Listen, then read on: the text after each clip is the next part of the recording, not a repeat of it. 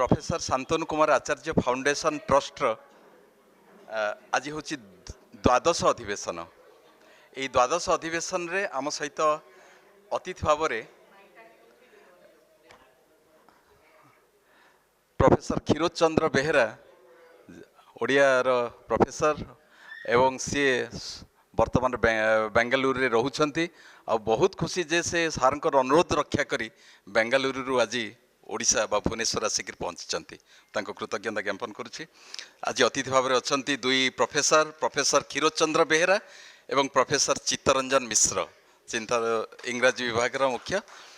मु अनुरोध करुच्ची दुई अतिथि एवं प्रोफेसर शांतनु कुमार आचार्य फाउंडेशन ट्रस्ट सभापति डॉक्टर इति सामंत कादम्बिनी संपादिका एवं विशिष्ट कथा शिल्पी तांको भी अनुरोध करुच्ची मंच प्रथमे महाप्रभु श्री जगन्नाथ पाखे प्रदीप प्रज्वलन करी आज कार्यक्रम पुरुषोत्तम गुरु तू सिद्ध बुद्ध तू स्कंद विनायक सविता पावक तू सविता पावक तू ब्रह्ममस्तु यह शक्ति तू यशु पिता प्रभु तू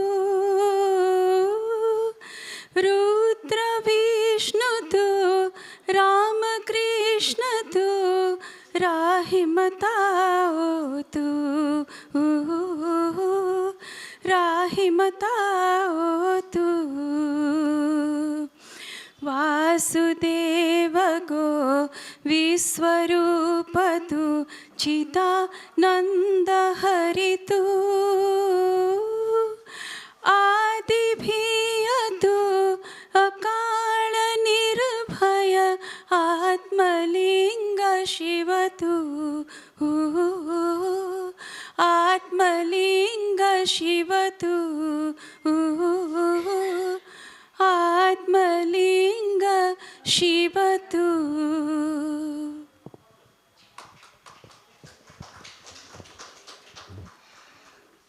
धन्यवाद। भज ठाकुरंकर वंदनाटी परिवेषण करुले सारंकर सुकन्या तेणु मु तांको कृतज्ञता ज्ञापन करुच्ची निवेदिता पति नानी परिवेषण करुले मु सबु अतिथि को मंच अनुरोध करुच्ची इंजीनियर महेश पति महोदय को से भी मंच आसी ना महेश पति महोदय सारंकर ज्वाई एवं इंजीनियर महेश पति महोदय से भाईना से अमेरिका रे अवस्थापित एवं से आसीचंती एवं आमर ये सुजोग को हाथ छड़ा करूनी से आम पाखे रे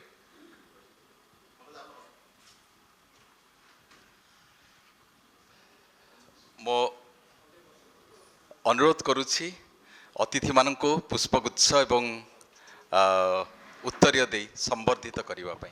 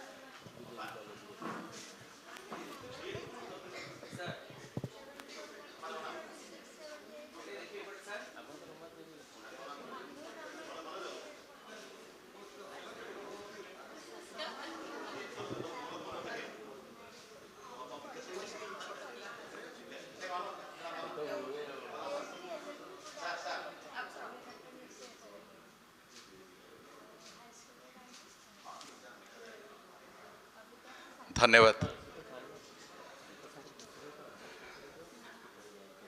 आज द्वादश अधिवेशन उद्घाटित हो जाइए। आम सहित दुई अतिथि पहुँची जाइछन्ति। दुई अतिथि हेले प्रोफेसर क्षीरोद चंद्र बेहेरा एवं प्रोफेसर चित्तरंजन मिश्र। दुई अतिथि को पाई आमे खुशी। आज जो विषय वस्तु अच्छी सार सबुबले प्रोफेसर शांतनु कुमार आचार्य सार सबुबले चमत्कार विषयर चयन करिथान्ते।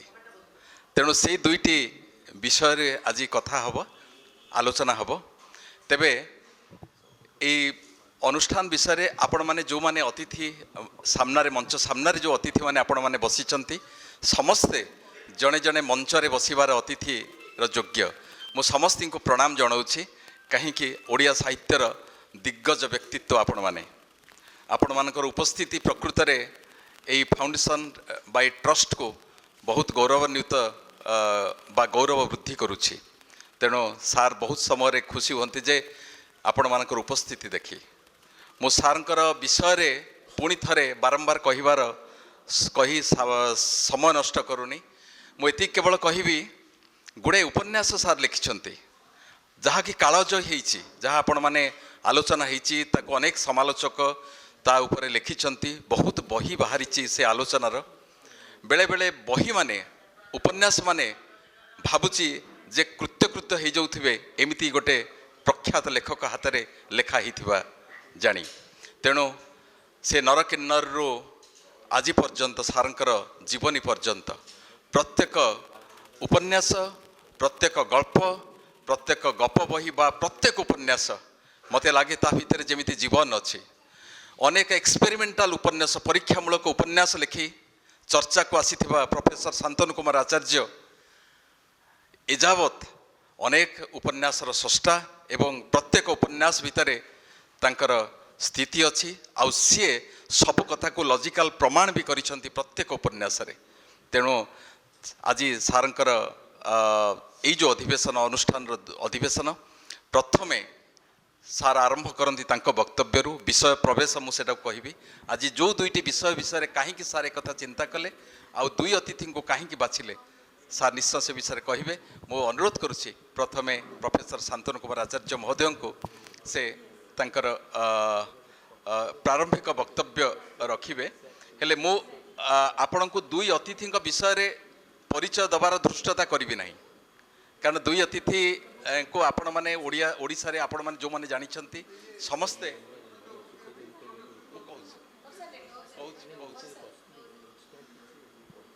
जो अतिथि मान को आपण को परिचित करेबी मु परिचय करिवार धृष्टता करोनी। मो अल्परे कहूची से मानकर परिचिति प्रोफेसर डॉक्टर क्षीरोद चंद्र बेहेरा तांकर 50 रु ऊर्ध्व बहिर रचयिता अनेक पाठ्यपुस्तक जहाँकि से लिखिछंती ता पाठ्यपुस्तक भाव में प्रचलित भी अच्छी एवं ताहा पढ़ा होची। ओडिया कथा साहित्य रे उपन्यास ओडिया कथा साहित्य रे गप साहित्य रे एवं ओडिशार आदिवासी संस्कृति आउ 21 शताब्दीर ओडिया गल्प उपनिवेशवाद और ओडिया गल्प आदि अनेक तांकर उल्लेखनीय कृति अच्छी। सार प्रोफेसर क्षीरोद चंद्र बेहेरा से वर्तमान बेंगलुरु रे रहंती आउ सारंकर अनुरोध क्रमे से ओडिशा आसीचंती। ये जो आम मान सम्मुख में आज तांकर वक्तव्य रखिबे मो सारंक पाखरे कृतज्ञता ज्ञापन करुच्ची आउ आमर अनुरोध रक्षा करी से ठिकरी आसी उपस्थित थिबारु मु तांको पुणी थरे अभिनंदन जणाउछि एवं कृतज्ञता ज्ञापन करुच्ची। आम सहित अछंती प्रोफेसर चित्तरंजन माइक आसुन प्रोफेसर चित्तरंजन मिश्र। प्रोफेसर चित्तरंजन मिश्र को इंग्राजी विभाग जड़े विख्यात क्रिटिसिज माने समालोचक एवं विशेषकर से अनेक चमत्कार पुस्तक को अनुवाद करिसेंती। ओडियारू इंग्लिश को अनुवाद करिसे इंग्राजी को करिसेंती एवं इंग्राजी रू अनेक कामंकर बही करी से चर्चित होइछन्ती एवं अनेक विख्यात बही को से अनुवाद करिसेंती। जो पुस्तक मान आज तांको चर्चा को आनीची ओडिया भाषा को से इंग्राजी रे अनुवाद करी ओडिया साहित्य को बाहर को पठेबा को तांकर अनेक अवदान पाई आमे तांको पाखरे सबुबले ओडिशावासी ओडिया भाषा तांको पाखरे कृतज्ञता ज्ञापन करुछु एवं आज सारंकर एक चमत्कार से ही एक विषय वस्तु को नहीं आसुचंती सार से विषय उपर आज आलोचना करेंगे प्रोफेसर शांतनु कुमार आचार्य कहीं विषय को से चयन कले तेणु ये दुईटी विषय उपर आज दुई प्रोफेसर आज उपस्थित अच्छा वक्तव्य रखिए आम प्राय सार कहते ये दुईटी वक्तव्य आम परवर्ती संस्करण प्रकाश करेबू आमर ता प्रकाश हम तेणु मो दुई अतिथि को विशेषकर आम सहित अच्छा सारंकर जोई इंजीनियर महेश पति से आमर सौभाग्य जे से आज आम पाखे ये बसचंती आमे तांको से सुजोग हरइनु से मंच को आसवाई राजी हो नथिले आमे तांको अनुरोध करके मंचासीन करइछु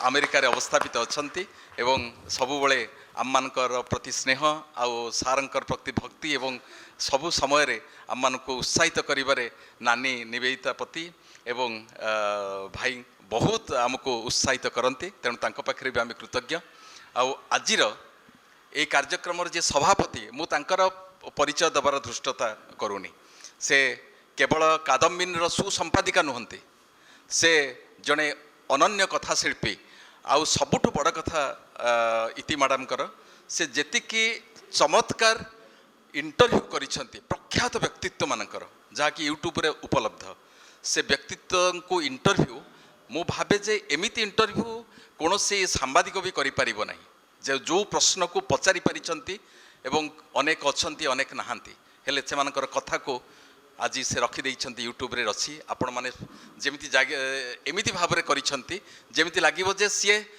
एबे भी बंचिछंती बोली तेणु तांकर से सभापति ए कार्यक्रम मुख्य से तांकर उपस्थिति सबुबले आमको उत्साहित करे मु तांको भी अभिनंदन जनाऊँगी एवं स्वागत करुछि आउ आमर ए कार्यक्रम संपादिका जड़े नृत्य गुरु आउ अभिनेत्री प्रतिभा पंडा ये सब विख्यात व्यक्तित्व माने आम सहित ये जोड़ी होती मत लगे जे एबे तो तांकर गोटे फिल्म काली रिलीज करिछि प्रतिभा मैडम कर तेणु सीए सबू एथिपाई से निजे ही संपादिका ए दुई प्रतिभा जड़े हेले प्रतिभा जड़े हेले इति सामंत ए दुई जनकर नेतृत्व रे अनेक समय अनेक सफल कार्यक्रम आम करें शांतनु आचार्य फाउंडेशन ट्रस्ट तेणु मु दुई जन को गभीर कृतज्ञता जनाऊँगी विशेषकर पर्दा पछरे थिबा प्रमुख व्यक्तित्व माउसी तेणु मो जे कि जहाँक बिना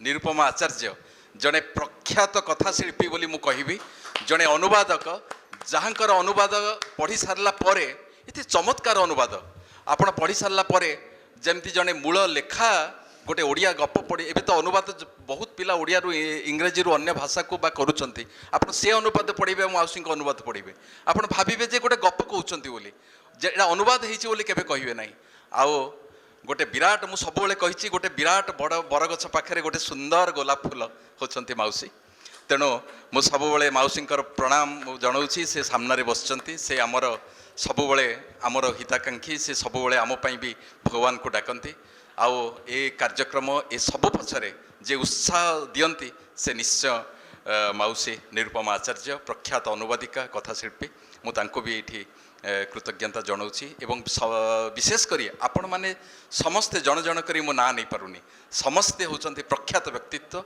समस्ते निज निज ज्ञान रे एवं निज निजर लेखकीयत्व रे महान आपण माने सब आसीछंती तेणु मु समस्त को पुणी थे स्वागत करुच्ची एवं प्रणाम जनाऊँगी मु अनुरोध करुच्ची प्रोफेसर शांतनु कुमार आचार्य आज तांकर ए विषय वस्तु को आसीबे एवं तांकर भाषण रखिबे सादर संबर्धना नमस्कार आपण माने दयापूर्वक एठी उपस्थित अछंती एथिबे मु आपण मानकू निकट रे कृतज्ञता प्रकाश करुच्ची जदिओ हॉल टी छोट अल्प संख्यक दर्शक विज्ञ दर्शक अछंती तथापि ये भवन गोटे मर्यादा अच्छी रोटारी भवन गोटे मर्यादा अच्छी ये भवन जहाँ हुए ये यार स्वतंत्र स्थान अच्छी आज विषय वस्तुटी हूँ आमर आपण मान को दिखाई जो इनविटेशन कार्ड ता देर दिखाई जे विज्ञान और विज्ञान ये दुईटी जाकर सम्मिलन रे जो विश्व चेतना सृष्टि होती से चेतनार जोड़िए धारा वर्तमान समग्र पृथ्वी को खाली चलऊ ना विभ्रांत कर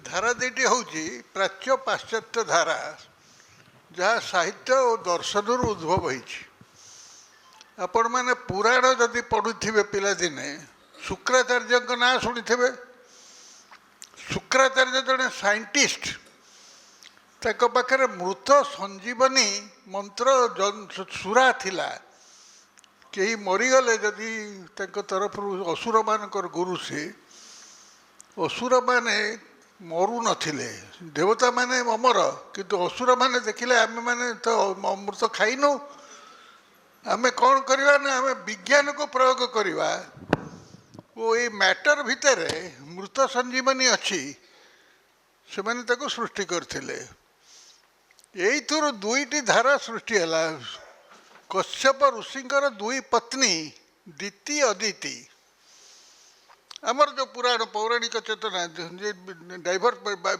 बाइफर्केशन ऑफ कॉन्शियसनेस केमती है पृथ्वी रे आपण मैंने देवासुर युद्ध विषय शुणी थे जोटा एक प्रकृति गोटे पौराणिक कथा नुह ये मैटर सागर ये जड़ित आम विज्ञान डील करुचु आज से विषय वस्तु को गोटे अलग प्रकार उपस्थापन करा देवासुर युद्ध सब बड़े चली अहरह चली आप भितर चलती बाहर चलती स्वर्ग चलती मर्त्य चलती असुर माने कौन असुर माने जे गिली पकाउछि थे नुह असुर हूँ जे माटी को सुना को कन्वर्ट करुच्ची से असुर जे अपदार्थ को पदार्थ परिणत कर दे पारे से हूँ असुर सुर बा देवता तार काम कौन से जगतर सबू अमृतमय सबू जिनस विष ना देवता मान विष ना सबू अमृतमय एक लबेवा को हेले बहुत समय लगे मुझे संक्षेप कहूँ साहित्य आमर जो साहित्य जोटा आमको बंचाई रखी आम भाव जगत को चिरंतन करिछि वो मधुमय करिछि साहित्य साहित्य नथिले खाली विज्ञान थिले ये जगत ध्वंस पाई जाते परमाणु बोमार युद्ध रे साहित्य कविता कला मानविकता ये गुण गुड़िक जगत को विश्व विश्व सृष्टि को बंचाई रखी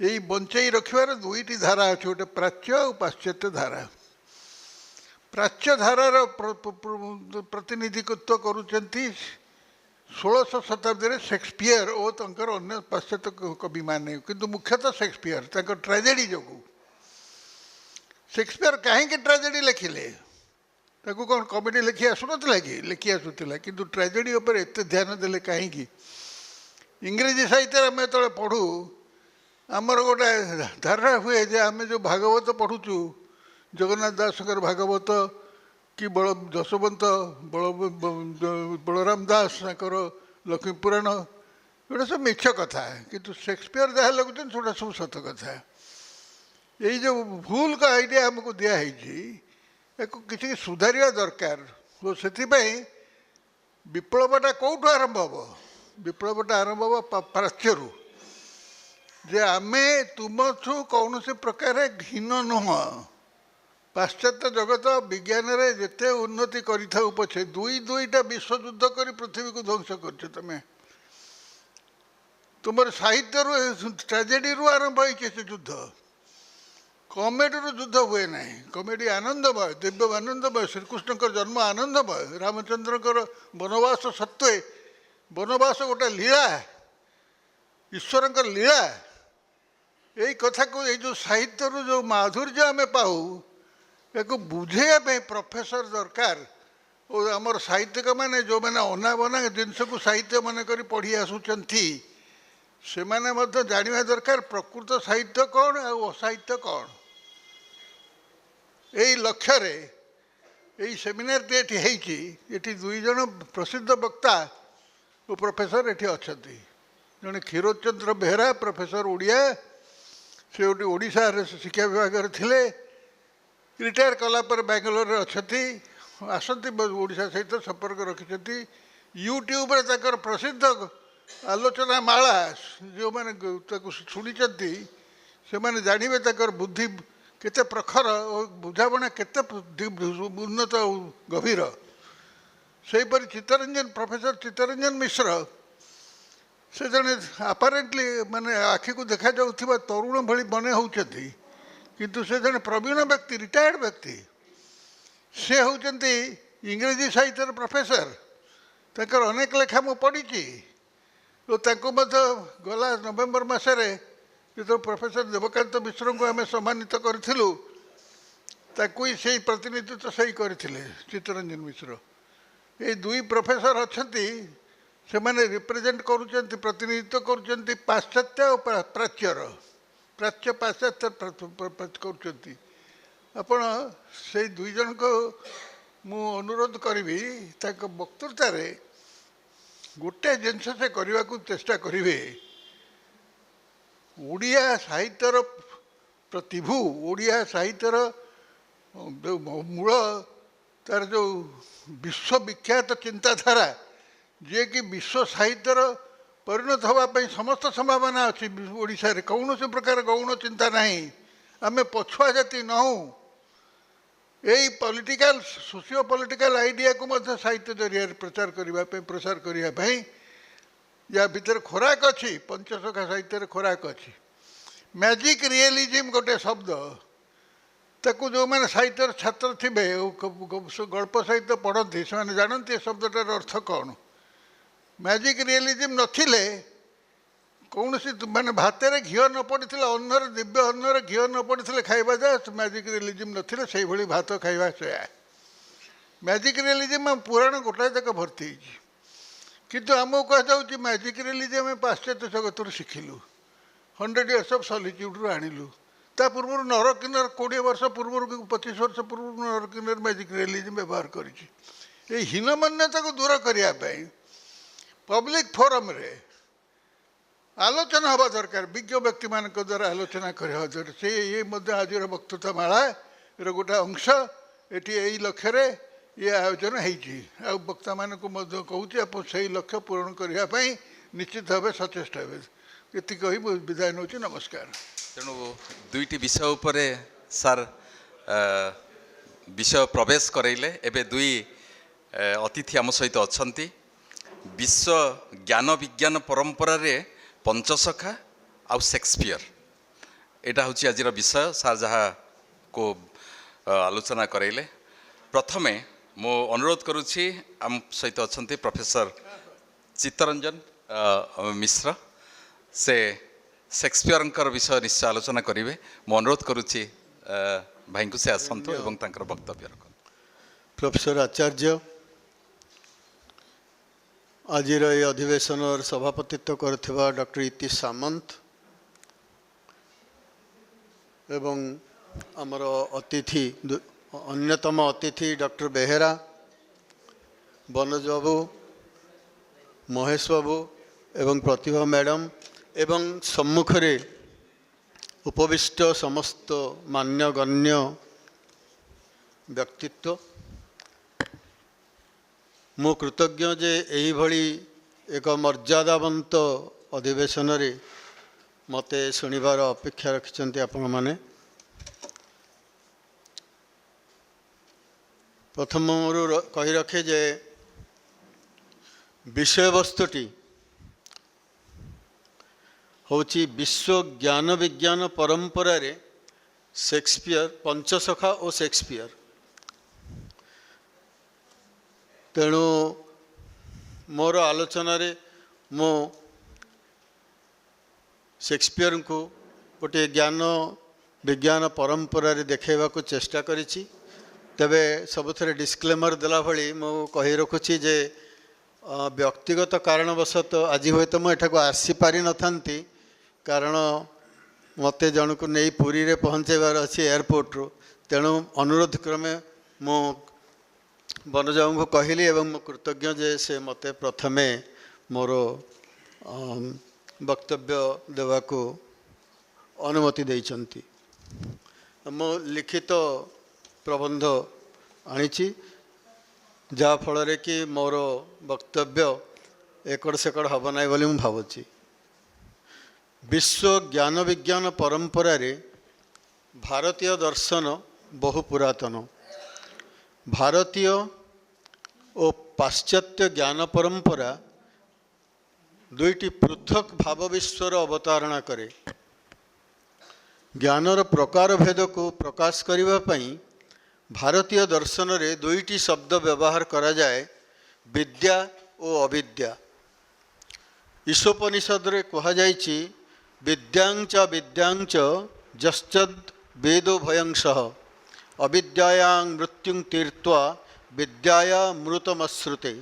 ଅର୍ଥାତ୍ ଯେଉଁମାନେ ବିଦ୍ୟା ଅବିଦ୍ୟା ଉଭୟକୁ ଜାଣନ୍ତି ସେମାନେ ଉଭୟରେ ଥିବା ସୂକ୍ଷ୍ମ ପ୍ରଭେଦ ଉପଲବ୍ଧି କରିଥାନ୍ତି। ଅର୍ଥାତ୍ ଅବିଦ୍ୟା ଦ୍ୱାରା ମୃତ୍ୟୁକୁ ଅତିକ୍ରମୀ ହୁଏ, କିନ୍ତୁ ବିଦ୍ୟା ଦ୍ୱାରା ଅମୃତତ୍ୱ ଲାଭ କରି ହୁଏ। ବିଦ୍ୟା ଜ୍ଞାନ, ଅବିଦ୍ୟା କର୍ମାନୁଭୂତି। ଅବିଦ୍ୟା ବଞ୍ଚିବାର ସାଧନ, ବିଦ୍ୟା ସତ୍ୟର ଉପଲବ୍ଧି ବା ମୁକ୍ତିର ମାର୍ଗ। ସ୍ଥୂଳ ବା ସୂକ୍ଷ୍ମ ଯେଉଁ ଉତ୍ସରୁ ଆସିଲେ ମଧ୍ୟ ଜ୍ଞାନ ହିଁ ମନୁଷ୍ୟର ସକଳ କର୍ମର ଲକ୍ଷ୍ୟ ବା ପରିସମାପ୍ତି। ଶ୍ରୀମଦ୍ ଭଗବଦ୍ ଗୀତାରେ 4th ଅଧ୍ୟାୟରେ କୁହାଯାଇଛି, ସର୍ବକର୍ମାଖିଳଂ ପାର୍ଥ ଜ୍ଞାନେ ପରିସମାପ୍ୟତେ। ସେହି ଅଧ୍ୟାୟରେ ଆହୁରି କୁହାଯାଇଛି, ନହି ଜ୍ଞାନେନ ସଦୃଶଂ ପବିତ୍ରମିହ ବିଦ୍ୟତେ। ଏହି ସଂସାରରେ ଜ୍ଞାନ ସଦୃଶ ପବିତ୍ର ଆଉ କିଛି ନାହିଁ।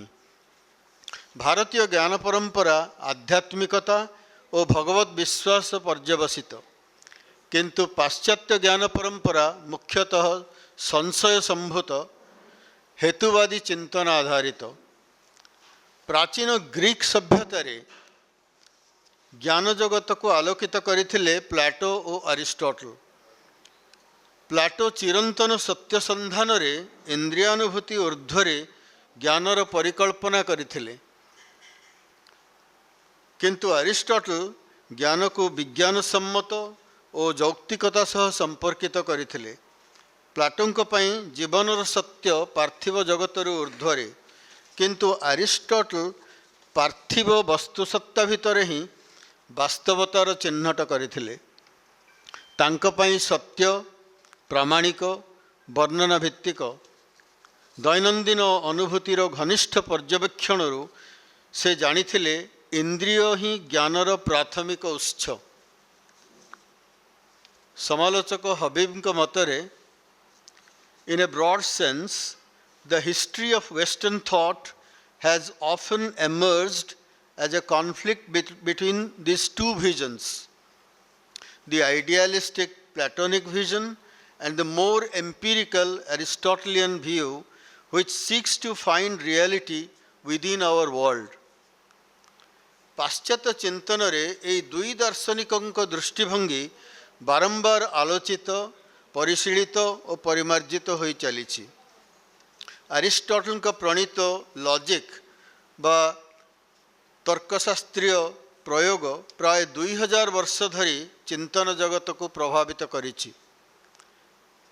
ତେବେ ତାଙ୍କ ନିର୍ମିତ ସିଲୋଜିଜିମ୍ ବା ନ୍ୟାୟ ବାକ୍ୟ ଆଧୁନିକ ଯୁଗର ଗଣିତଜ୍ଞ, ସାହିତ୍ୟ ଓ ସଂସ୍କୃତି ତତ୍ତ୍ୱକାର ତଥା ମାର୍କ୍ସ ଓ ହେଗେଲଙ୍କ ପରି ଦାର୍ଶନିକମାନଙ୍କ ଦ୍ୱାରା ବିରୋଧର ସମ୍ମୁଖୀନ ହୋଇଛି। ପ୍ରତି ଯୁଗ ପରମ୍ପରାକୁ ଆଧାର କରି ପରିଚାଳିତ ହେଲେ ମଧ୍ୟ ଯୁଗ ଧର୍ମ ଜ୍ଞାନର ସ୍ୱରୂପକୁ ପରିବର୍ତ୍ତିତ କରେ। ମିସେଲ ଫୁକୋଙ୍କ ମତରେ ବିଭିନ୍ନ ଜ୍ଞାନ ପଦ୍ଧତିର ସ୍ୱରୂପ ଜ୍ଞାନର ବର୍ଗୀକରଣ ପଶ୍ଚାତରେ ଥିବା କ୍ରିୟାଶୀଳତାର ପରିଣାମ। ଅର୍ଥାତ୍ ଯେଉଁ ନୀତିରେ ଜ୍ଞାନର ଆହରଣ, ସଂରକ୍ଷଣ ଓ ବିତରଣ ହୁଏ ତାହା ଗୁରୁତ୍ୱପୂର୍ଣ୍ଣ। ସେ ନୀତି ନିର୍ଦ୍ଧାରଣ ଏକ ପ୍ରକାର କ୍ଷମତା ସଂରଚନା। ପ୍ରତି ଜ୍ଞାନର ପରିଭାଷା ଓ ବିମର୍ଶ ଜୀବନକୁ ଓ ଚିନ୍ତନକୁ ପ୍ରଭାବିତ କରେ। ଧର୍ମାଧ୍ୟକ୍ଷମାନେ ଧର୍ମୀୟ ପରିଭାଷା ବ୍ୟବହାର କରି ବିବାହ, ଦାନ, ବ୍ରତ ଆଦି ଅନୁଷ୍ଠାନର ଖସଡ଼ା ପ୍ରସ୍ତୁତ କରନ୍ତି। ପାପ ପ୍ରାୟଶ୍ଚିତର ସଂଜ୍ଞା ନିରୂପଣ କରି ସାମାଜିକ ଜୀବନରେ ସେମାନେ ଶକ୍ତିଶାଳୀ ହୋଇଥାନ୍ତି। ଏପରିକି निरपेक्ष विज्ञान भित्तिक ज्ञान ସେହି ଜ୍ଞାନର ବ୍ୟବହାରକାରୀମାନଙ୍କୁ ନିରପେକ୍ଷ କରିବା ବଦଳରେ ସ୍ୱତନ୍ତ୍ର କ୍ଷମତାର ଅଧିକାରୀ କରେ। ଜଣେ ମାନସିକ ରୋଗ ଚିକିତ୍ସକ ଜଣେ ଚିକିତ୍ସିତକୁ ପାଗଳର ପ୍ରମାଣପତ୍ର ଦେଇପାରେ। ଜଣେ ଡାକ୍ତର ଡାକ୍ତରୀ ବିଦ୍ୟା ପ୍ରୟୋଗ କରି ସୁସ୍ଥ ଜୀବନଧାରା ସମ୍ପର୍କରେ ଅନ୍ୟମାନଙ୍କୁ ଉପଦେଶ ଦେଇପାରେ। ତେଣୁ এই ଯେଉଁ କ୍ଷମତାର ସଂରଚନା ଜ୍ଞାନ ପଛରେ ବା ଜ୍ଞାନର ଆହରଣ ଜ୍ଞାନର ବିତରଣ ବିପଣନ ପଛରେ ଯେଉଁ କ୍ଷମତାର ସଂରଚନା ରହିଛି ତାହା ଜ୍ଞାନଠାରୁ କେବଳ ଅଲଗା କରି ଆଲୋଚନା କରିହେବ ନାହିଁ ବୋଲି ଫୁକୋଙ୍କର ମତ। ଆପଣମାନେ ଭାବନ୍ତୁ ଯେତେବେଳେ ହେଇଥିଲା କୋଭିଡ଼ ସେତେବେଳେ ଜଣେ ଡାକ୍ତରଙ୍କର ସାର୍ଟିଫିକେଟ୍ ବା ଆପଣ କୋଭିଡ଼ ପଜିଟିଭ କି କୋଭିଡ଼ ନେଗେଟିଭ କେତେ ମୂଲ୍ୟ ରଖୁଥିଲା। ଜଣେ ଡାକ୍ତରର ପ୍ରମାଣପତ୍ରରେ ଜଣେ ପାଗଳ ନହେଲେ ବି ପାଗଳ ହେଇଯାଏ ସମାଜ ଆଖିରେ। ତେଣୁ ଜ୍ଞାନ ଆଧୁନିକ ଯୁଗରେ ଜ୍ଞାନ ହେଉଛି କ୍ଷମତାର ଆୟୁଧ। ଜ୍ଞାନ କେବଳ ପରମାର୍ଥ ବା ଅପାର୍ଥିବ ଈଶ୍ୱର ଉପଲବ୍ଧିର ମାଧ୍ୟମ ବୋଲି ଆମର ଯେଉଁ ଭାରତୀୟ ପରମ୍ପରା ରହିଛି ଆମେ ପାଶ୍ଚାତ୍ୟ ପରମ୍ପରା ପାଶ୍ଚାତ୍ୟ ସାହିତ୍ୟ ସମାଲୋଚନାରେ ତାହା ଦେଖିବାକୁ ପାଉନାହିଁ। ତେଣୁ ଗୋଟିଏ କାଳଖଣ୍ଡରେ ଚିନ୍ତନର ଗୁପ୍ତ ପରିପ୍ରେକ୍ଷୀ ହିଁ ଜ୍ଞାନ ନିର୍ମାଣ କରେ ଓ ସେହି ନିର୍ମାଣ ହିଁ ସତ୍ୟର ମାନ୍ୟତା ପାଇ ସାହିତ୍ୟ ରାଜନୀତି ଦର୍ଶନକୁ ପ୍ରଭାବିତ କରେ। ଫୁକୋଙ୍କ ମତରେ ଐତିହାସିକ ପରିସ୍ଥିତି ହିଁ ଗୋଟିଏ କାଳଖଣ୍ଡର ସତ୍ୟ ଓ ଅସତ୍ୟକୁ ନିର୍ଦ୍ଧାରଣ କରେ। ସାରସ୍ୱତ କୃତିଗୁଡ଼ିକୁ ଆମେ ପ୍ରାୟତଃ ପାରିପାର୍ଶ୍ୱିକ ସ୍ଥିତି ଅର୍ଥନୀତି ଓ ରାଜନୀତି ଠାରୁ ବିଚ୍ଛିନ୍ନ ବୋଲି ଭାବିଥାଉ, କାରଣ ତାହା ସାର୍ବଜନୀନ ଓ ସାର୍ବକାଳିକ ସତ୍ୟ ଓ ଆବେଦନ ଗର୍ଭିତ। କିନ୍ତୁ ଯେକୌଣସି ସାହିତ୍ୟ କୃତିକୁ ସେ କୃତିର ରଚନା କାଳଖଣ୍ଡରୁ ବା ସେ କୃତି ରଚିତ ହୋଇଥିବା ସମୟରେ ଥିବା ସତ୍ୟ ସମ୍ପର୍କିତ ଧାରଣା ବ୍ୟକ୍ତିର ପରିଚୟ ଗଠନ ଭାଷାରେ ସଞ୍ଚାରିତ କ୍ଷମତାର କ୍ରିୟାଶୀଳତା ଅର୍ଥ ପ୍ରକରଣର ନିୟମ ଆଦିରୁ ଅଲଗା କରି ଆଲୋଚନା କରିବା ସାମ୍ପ୍ରତିକ କାଳରେ ଭ୍ରମାତ୍ମକ। ପାରମ୍ପରିକ ସମାଲୋଚନା ସାହିତ୍ୟ କୃତିରେ ପ୍ରତୀକ ବିଷୟବସ୍ତୁ ଲେଖକର ଉଦ୍ଦେଶ୍ୟ ଇତ୍ୟାଦିରେ ସୀମିତ ଥିଲା। କିନ୍ତୁ ପରବର୍ତ୍ତୀ କାଳରେ ସାହିତ୍ୟ କୃତି ଓ ସେହି କୃତିରେ ସଂରଚିତ କାଳଖଣ୍ଡର ଜ୍ଞାନାଦର୍ଶର ଅଧ୍ୟୟନ ପ୍ରାସଙ୍ଗିକ ହୋଇପଡ଼ିଛି। ଏ ଲେଖାର ଅର୍ଥ କ'ଣ? ଏ ପ୍ରଶ୍ନ ବଦଳରେ ଏ ଲେଖା କିଭଳି ସମ୍ଭବ ହେଲା ଏହା ପଚାରୁଛି ବା ପ୍ରଶ୍ନ କରୁଛି ସମାଲୋଚକ। କବିତା ନାଟକ ଗଳ୍ପ ଆଦି ସାହିତ୍ୟ କୃତି ଜରିଆରେ ଗୋଟିଏ ସଂସ୍କୃତି ଆପଣାକୁ ବ୍ୟକ୍ତ କରେ। ସତ୍ୟ ବା ବାସ୍ତବତାକୁ ଗୋଟିଏ ସଂସ୍କୃତି କେମିତି ପ୍ରତିନିଧିତ୍ୱ କରେ ବା ବୁଝିଥାଏ ସେହି ସାଂସ୍କୃତିକ ଜ୍ଞାନ ସାହିତ୍ୟ କୃତିଗୁଡ଼ିକ ବହନ କରେ। ପୁନଶ୍ଚ ଜ୍ଞାନ ନିର୍ମାଣରେ ମଧ୍ୟ ସହାୟକ ହୁଏ। ରେନେସା କାଳର ନାଟକ ମଧ୍ୟ ଏକ ଜ୍ଞାନାଦର୍ଶ ବା ଗୋଟାଏ ଏପିଷ୍ଟେମିର ପୁରକରଣ କରେ। ମଣିଷର ମର୍ଯ୍ୟାଦାବୋଧ ନୈତିକ ସ୍ୱାଧୀନତା ତଥା ଅନ୍ତର୍ମନର ଗଭୀରତାକୁ ନେଇ ଏ ନାଟକର ଗଠନ। ମଧ୍ୟଯୁଗୀୟ ଈଶ୍ୱର ବିଶ୍ୱାସ ଓ ଉତ୍ତର କାଳର ସଂଶୟ ଭିତରେ ଆନ୍ଦୋଳିତ ଏହାର ସଂଯୋଜନା। ଈଶ୍ୱର କୈନ୍ଦ୍ରିକ ଜ୍ଞାନରୁ ମଣିଷ କୈନ୍ଦ୍ରିକ ଜ୍ଞାନ ଦିଗରେ ସଂଗଠିତ ବିବର୍ତ୍ତନର ଏହା ପ୍ରତିଫଳନ।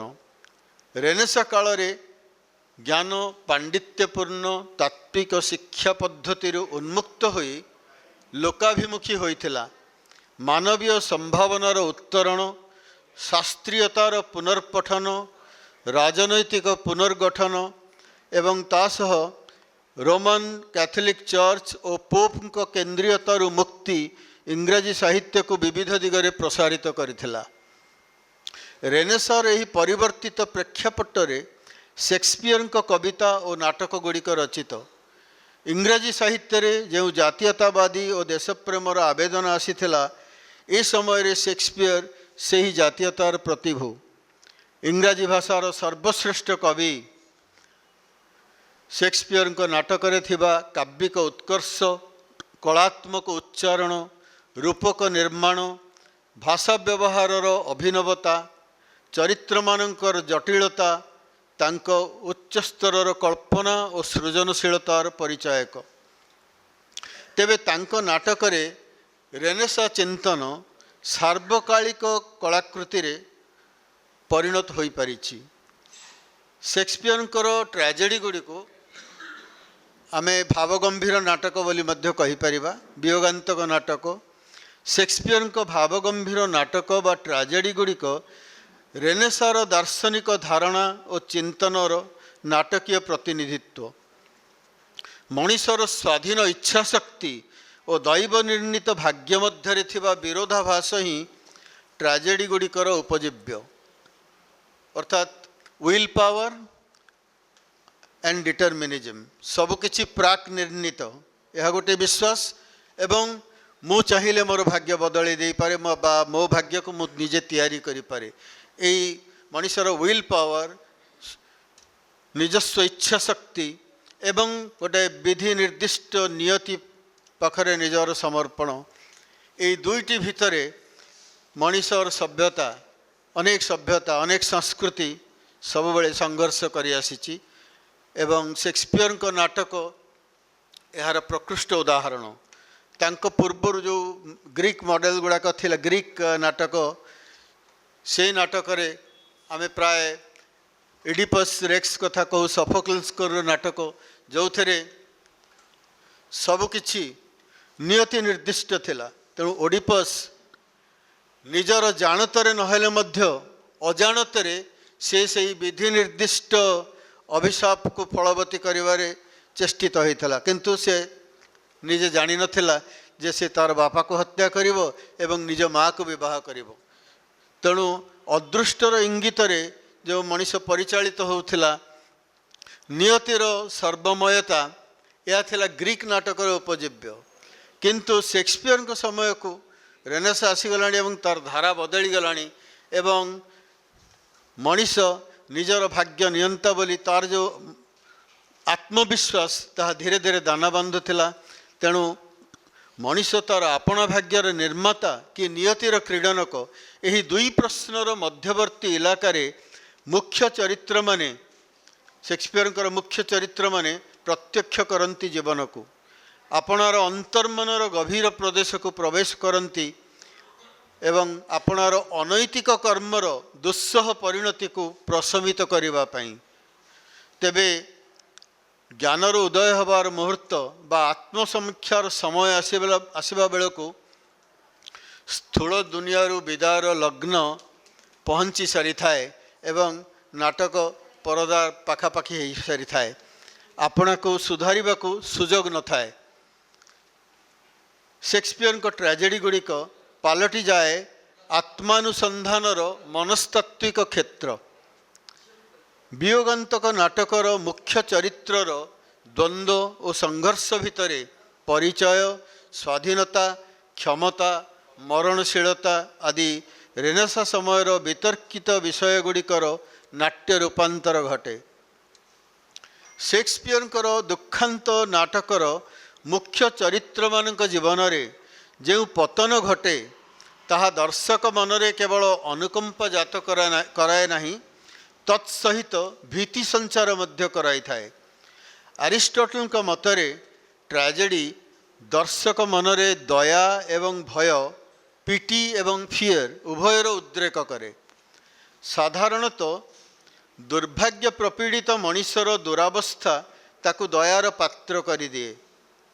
से गरीब हो कि धनी हो कृषक हो कि हेउ राजपुत्र से फरक न थाए।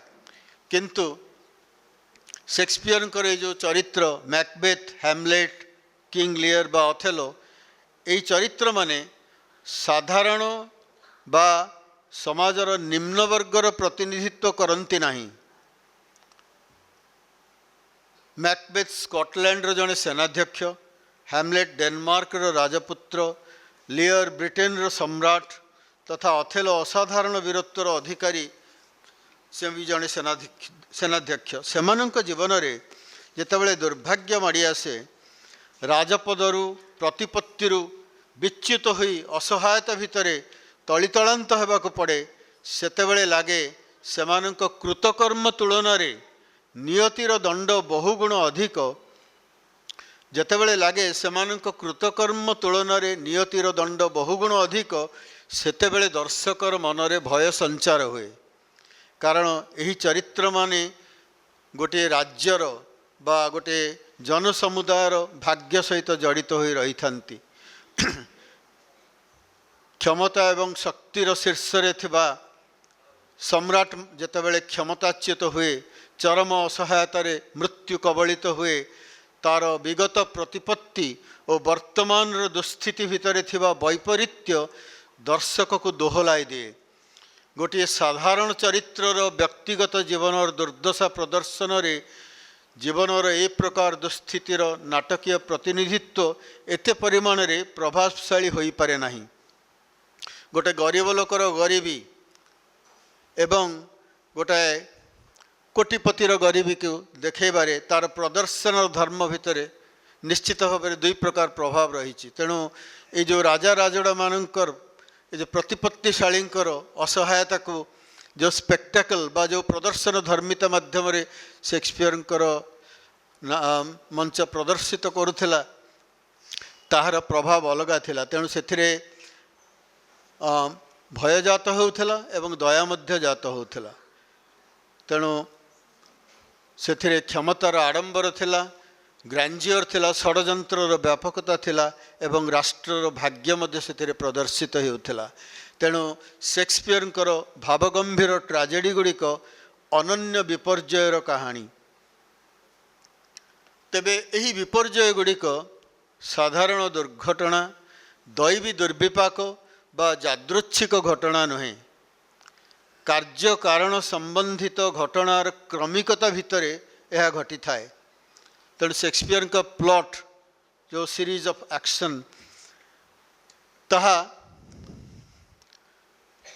ସେଥିରେ ଚରିତ୍ରର ଭୂମିକା ଅତି ଗୁରୁତ୍ୱପୂର୍ଣ୍ଣ। ଚରିତ୍ରର କୌଣସି କାର୍ଯ୍ୟକଳାପରୁ ହିଁ ଏହାର ଆରମ୍ଭ। ଗୋଟିଏ କାର୍ଯ୍ୟ ଆଉ ଏକ କାର୍ଯ୍ୟକୁ ବା ଗୋଟିଏ ଘଟଣା ଆଉ ଏକ ଘଟଣାକୁ ପ୍ରସାରିତ ହୋଇ ବିଭିନ୍ନ ଚରିତ୍ରଙ୍କ କ୍ରିୟାକଳାପର ସମ୍ପୃକ୍ତି ସହ ବିପର୍ଯ୍ୟୟ ବା ଦାରୁଣ ପରିସ୍ଥିତି ଦିଗରେ ପ୍ରଭାବିତ ହୁଏ ନାଟକ। ଗୋଟିଏ ଘଟଣା ବା କିଛି ଘଟଣାକ୍ରମ ଯେଉଁ ପ୍ରକାର ଘଟଣା ବା ପରିଣତିରେ ମଣିଷକୁ ପହଞ୍ଚାଏ, ତାର ସମ୍ଭାବ୍ୟ ଆକଳନ ଜ୍ଞାନ ବିଜ୍ଞାନ ପରମ୍ପରାରେ ବହୁ ଚର୍ଚ୍ଚିତ। ଗଣିତ ଶାସ୍ତ୍ରର ସମ୍ଭାବ୍ୟତା ତତ୍ତ୍ୱ ବା ପ୍ରୋବାବିଲିଟି ଥିଓରି ଭଳି ଜୀବନର ଅନିଶ୍ଚିତତାର କୌଣସି ସ୍ଥିର ପରିମାପକ ନାହିଁ। ତେବେ ସଚେତନତା ଓ ସଂଜ୍ଞାନ ଦୃଷ୍ଟି, କନସସ୍ ଦୃଷ୍ଟି ପ୍ରମାଦପୂର୍ଣ୍ଣ କାର୍ଯ୍ୟରୁ ହୁଏତ ତାକୁ ବିରତ କରିପାରେ। ଏହି ପରିପ୍ରେକ୍ଷୀରେ ଆମ ସମୟର ଜଣେ ଚିନ୍ତାନାୟକ ତାଲେବ, ନସିମ ନିକୋଲାସ ତାଲେବ, ତାଙ୍କ ମତ ପ୍ରାସଙ୍ଗିକ। ସେ ଜଣେ professor of the department of uncertainties. ମାନବୀୟ ଜୀବନ ଦୃଷ୍ଟିକୁ ସେ ଦୁଇ ପ୍ରକାର ବୋଲି ଦର୍ଶାଇଛନ୍ତି, ଗୋଟିଏ ୟୁଟୋପିଆନ୍ ଭିଜନ୍ ଓ ଅନ୍ୟଟି ଟ୍ରାଜିକ୍ ଭିଜନ୍। ୟୁଟୋପିଆନ୍ ଭିଜନ୍ରେ ତ ସବୁକିଛି ପରଫେକ୍ଟ, କିନ୍ତୁ ଟ୍ରାଜିକ୍ ଭିଜନ୍ ହେଉଛି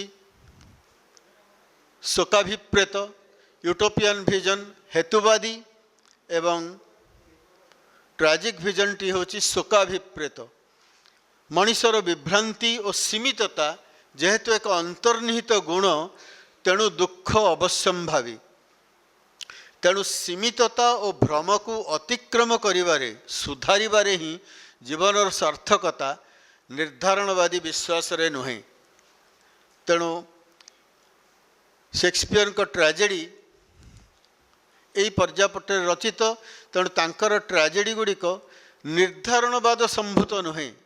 ସେକ୍ସପିୟର ସମାଲୋଚକ ଏସି ବ୍ରାଡଲିଙ୍କ ମତରେ the centre of tragedy therefore may be said with equal truth to lie in action issuing from character or in character issuing in action. ଟ୍ରାଜେଡ଼ିର ଚରିତ୍ରର କର୍ମ କିମ୍ବା କାର୍ଯ୍ୟକଳାପର ଜଟିଳ ସନ୍ଧିକ୍ଷଣରେ ପରିଦୃଶ୍ୟ ଚରିତ୍ର ହିଁ ପ୍ରମୁଖ। ट्राजेडी विधि निर्धारित घटनाक्रम नुहे तेबे जो माने शेक्सपियर नाटक चरित्र ही नियति बोली मत देइथांती कैरेक्टर इज डेस्टिनी ताहा मध्य संपूर्ण ग्रहणीय नुहे।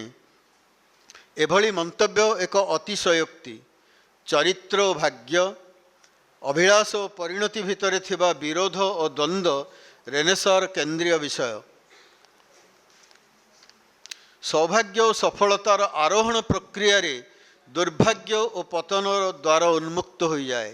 क्षमतार अहंकार और प्रवणता चरित्र को प्रमाद आड़ को ठेली दिए। तेणु ट्राजेडी रे प्रदर्शित उन्मादना मतिभ्रम निद्राचार व सोमनाम्बुलिज्म चरित्र कृतकर्मर परिणाम भावे प्रकाशित। यह दैवी दुर्विपाक बा आकस्मिक विपर्यय नुहे। डनकान को हत्या करिवार उद्देश्य नथिले मैकबेथ शून्य रे भुजाली झुलुथिबार दृश्य देखि नथांता। मैकबेथ पत्नींकर निदरे चलिबा परवर्ती घटना मान को प्रभावित करे नाही। सेहि भली किंग लियर पागलामी नाटकर द्वंद्वर कारण नुहे। लियर दुखद द्विधा ही तांक पागलामीर कारण। जदि कन्या मानक मध्यरे राज्य बंटन कला बेले लियर पागल होइथांते किंबा हैमलेट मूलरू पागल होइथांते तेबे सेमाने ट्राजिक चरित्र होई पारि नथांते।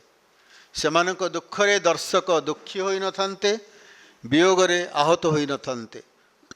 वियोगांतक नाटक को ईश्वरीय शास्ति विधान परिवर्ते मानवीय चयनर परिणाम और नैतिक अस्थिराग्रस्त विश्व तार स्थितिर चित्रण करिसंती शेक्सपियर।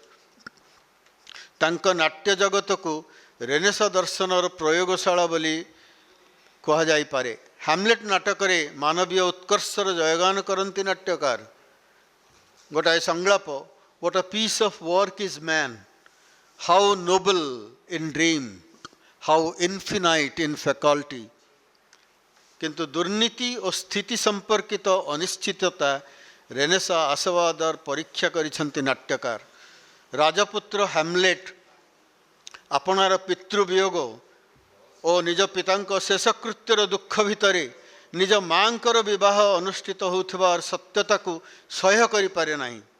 पुनश्च निज पितांक प्रेत जेतेबेले पुत्र हैमलेट को निज हत्या और हत्याकारी संपर्क रे कहे ताहा आउरी असह्य हुए। निज पितृव्य सिंहासन लोभरे हत्याकारी साजी भातृपत्नी को विवाह करिबा जानी हैमलेट भांगी पड़े निज भितरे। पुनश्च स्वस्थितिर दयनीयता आत्महत्यार भावना उद्रेक करे। सही शोकाकुलतार काव्यिक उच्चारण हेउची हैमलेटर स्वगतोक्ति। To be or not to be that is the question. Whether it is nobler in mind to suffer the slings and arms of outrageous fortune or take arms against a sea of troubles and by opposing end them। यही स्वगतोक्तिर सार्वजनीनता आज मध्य प्रासंगिक। हैमलेटर दार्शनिक दृष्टि और उच्चारण जीवन को विभिन्न दृष्टि देखा प्रेरणा दिए। हैमलेट स्थान रे मैकबेथ किंबा अथेलो थिले प्रतिशोध नेबारे हुए तो सामान्य विलंब करि नथांते किंतु हैमलेट पारि नथिला कारण से तैयारी थिला अलग स्टफ रे। हैमलेट को लेडी मैकबेथ क्लॉडियस विरुद्ध रे प्ररोचित करि पारि नथांते किंबा यागो ठकी पारि नथांता बोली मने हुए। प्रहेलिकामय हेले मध्य हैमलेट दृष्टि रे विश्वर विविध अर्थ उद्घाटित हुए। सेथिपई तो से कहि पारे there is a special providence in the fall of a sparrow। तेणु ये जो गोटे गोटे उच्चता को छुई जाउची ट्राजेडी एक ज्ञानर मार्ग हो पारे किंतु आमर भारतीय परंपरा सहित जदि आम ताकू कंपेयर करवा तुलना करवा ट्राजेडी आमको जोठारे पहुँचाए आम हो तो सेठारू आउ उत्तरण करने आमको प्राच्य ज्ञानर आवश्यकता पड़े। तेणु There is a special providence in the fall of a sparrow. आमे साधारण कथबार्तार कहू ईश्वर के इच्छा बिना पत्रटी भी हले नहीं, किंतु तार अर्थ जे आमे कर्मरु विमुक्त होई थाउ, आमे आमर निजर चयन एवं निजर डिसीजन द्वारा आमे कर्म करि थाउ, किंतु रेट्रोस्पेक्टिवली पछको चाहिला परे घटना घटी सारिला परे आमको लगे जमती से भली ही हबार थिला आउ अन्य बाटरे बा भिन्न भाव हबार नथिला। तेणु यही सब जो उपलब्धिर विषय ई दार्शनिक विषयर किंचित आविष्कार करिसंती शेक्सपियरଙ୍କର ट्राजिक हीरो माने। तेणु बौद्धिक तेणु हैमलेट प्रतिशोध नहीं पारे, प्रतिशोधर बंधी ता भितरे एते ज्वालामुखी हो पारे नहीं, सब डिलेड होकर जाए एवं विलंबित अवधि प्रतिशोधर विलंबित अवधि हैमलेटर बौद्धिक और दार्शनिक उच्चारण पर क्षेत्र प्रस्तुत करे। नाटकटी आत्मपरिचय विवेक कर्म वास्तवता आदि धारणा संबंध में एक दार्शनिक अनुसंधान प्रश्न करबा जे ज्ञानर एक मार्ग ए धारणार आभास मिले ये हैमलेट ट्रेजेडी रु। रेनेसा कालर मानववादी चिंतन व्यक्तिसत्ता और अंतर्मुखीनता को प्राधान्य देइथिला, तेबे आत्म विषयक चिंतन बा आत्म परिचय एक जंत्रणामय यात्रा। मैकबेथंकर उच्चाभिलाष, अथेलोंकर ऑनर बा गौरवबोध, लियरको अहंकार, हैमलेटको बौद्धिकता शोक जंत्रणा भितरे खंड खंड हो भांगी पड़े। सेथिपाई लेडी मैकबेथ मृत्यु खबर शुणा परे मैकबेथ मुहरे जीवनर अर्थ विभिन्न रूपकल्प माध्यम प्रकाशित हुए। तेणु ये जो बहुत famous line tomorrow and tomorrow creeps in this petty pace of day to day to the last syllable of recorded time, and all our yesterdays have lighted fools the way to dusty death. Out, brief candle. Life's but a walking shadow, a poor player that struts and frets his hour upon the stage and then heard no more. It's a tale told by an idiot, full of sound and fury, signifying nothing. Odia रे यार गोटे अनुवाद मो eighty पढ़ुची पाठ करुची। अपेक्षा तो करी पारिथांता मृत्यु, आसी पारिथांता ठिकणा बेलकाल देखी, दिन परे दिन परे दिन परे दिन गोटी गोटी आसे पुणी धीरे धीरे जाए शोषी होई शून्यतार अतल गर्भकू। यही खेल चली थाए समर शेष पृष्ठा शेष धाड़ी शेष अक्षर पर्यंत। आउ आमर गला काली सबू निर्बोध मनीष मानंकु आलोक देखाई टाणी नहीं जानती सर्वग्रासी मरणर पथे। जाऊ जाऊ लिभि जाऊ क्षणिक ए जीवनर दीप। जीवन तो एक चलंता छाई, एक दुस्थ अभिनेता जे दर्पित ठाणी रे मंच को आसे, केते केते बाष्पट मारे पुणी मुंड नुआई अपसरी जाए निज भूमिका सरिले। जीवन एमिति जेमिति मूर्ख कहे गप, तुच्छ शब्द विस्फोरण छड़ा जार किछि अर्थ नाही। ये अनुवादटी करचंती रमाकांत मिश्र, अध्यापक थिले रमाकांत मिश्र। से निजे एक अभिनय करचंती, अनुवाद करचंती समग्र नाटकटी के। मोर शेष कथा शेष पैराग्राफ।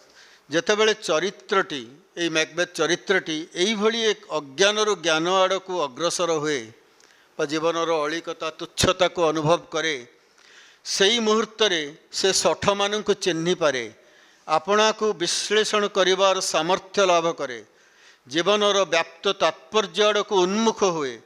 सही आविष्कार को एरिस्टोटल एनाग्नोरिसिस बोली कहिसंती। तेबे ट्रेजेडी रे अवश्यंभावी विपर्यय फेरिबार अवकाश न थाए। चरित्रर दोष दुर्बलतारू भयावह परिणति आड़क प्रलंबित वियोगांतक नाटक गुड़िक शेक्सपियर को शताब्दी शताब्दी धरी प्रासंगिक करी रखिपारिछि। मृत्यु जंत्रणा हत्यार भयावहता सत्वे शेक्सपियर रचित 36टी नाटक भितरे ट्राजेडी गुड़िक प्रमुखता लाभ करिछि दर्शक और पाठक मानक पई। तात्विक दृष्टि रे यह दर्शकर आवेगिक आवर्जन निष्कासनर माध्यम हो पारे, जहाँ को अरिस्टोटल कैथारसिस बोली कहती व पर्गेशन मनर परिष्करण। किंतु दुखद वियोगांतक नाटक और मुख्य चरित्र जो ज्ञानर झलक सहित परिसमाप्ति रे पहुँचे सही ठारू दर्शक निज भितरर अंधकार को लिभाइबा पई अंतर्मन को आहुरी अधिक आलोकित करने को हुए तो आरंभ करे। धन्यवाद, नमस्कार।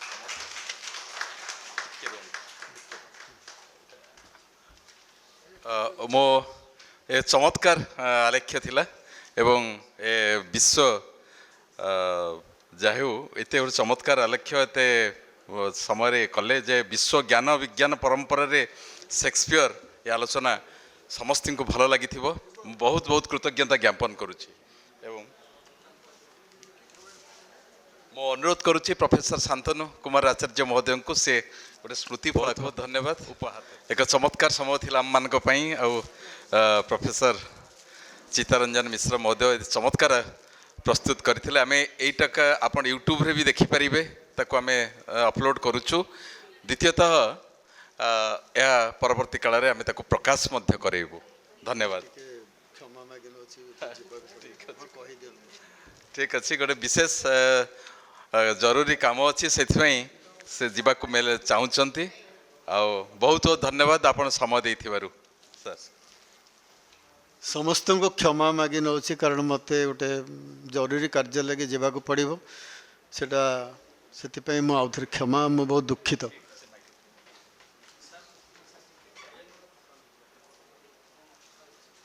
हल बंधुगण आपण मैंने वक्तृता शुणवे निश्चित भाव टिके असुविधा फिल करुवे जे एत समय धरी गोटे क्लासरूम भली वक्तृता शुणा को आपण मैंने प्रस्तुत ही आसी नथिबे निश्चय।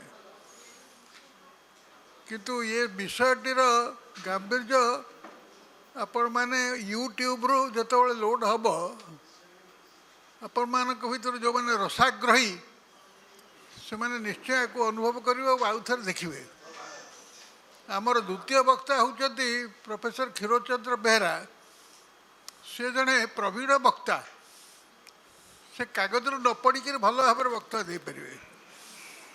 तेणु आपण मानकर मनोरंजन और तथा बौद्धिक चिंतन प्रोफेसर बेहरा को मु अनुरोध करुच्ची से ताको हसखुस रे वक्तृता दिंतु बहुत भल हम।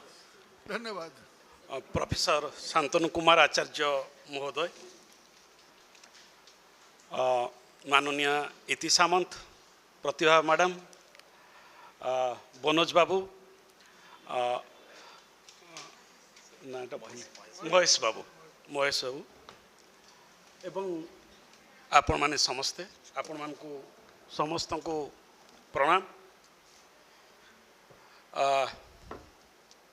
आपण मान को कृतज्ञता अर्पण करुछि दुईटी कारण। जो माने ये सभागृह रे बसिचंती समस्ते जणे जणे विद्वान धैर्यशील श्रोता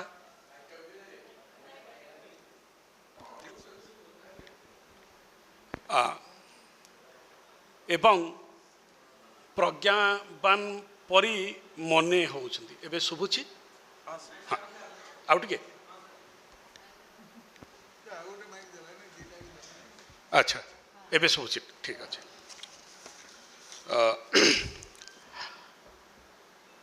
मु शून्य देही ब्रह्म देही जगतर नाथ जगन्नाथ को प्रणाम करुछि। आज से होचंती नायक।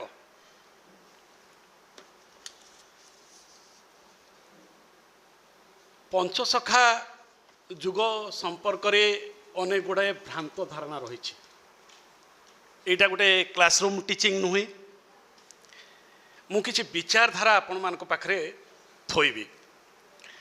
ବହୁତ ରକ୍ଷା ହେଇଛି ଯେ ମୁଁ ଭାବୁଛି ଜଣେ ଅପା ତ ଚାଲିଗଲେ, ଆଉ ଜଣେ ଅପା ଅଛନ୍ତି ସାହିତ୍ୟର ଅଧ୍ୟାପକ। ସାହିତ୍ୟର ଅଧ୍ୟାପକ ନାହାନ୍ତି, ସେଇଟା ମୋ ପାଇଁ ଗୋଟେ ସୁଯୋଗ ହେଇଛି। କାହିଁକି ସେମାନେ ଏ ରାଜ୍ୟକୁ ପ୍ରବେଶ କରି ପାରି ନାହାନ୍ତି। ତେଣୁ ତିନୋଟି ଡିସ୍କୋର୍ସ ମୁଁ ଥଉଛି, ତିନୋଟି ବିଚାରଧାରା ଥଉଛି।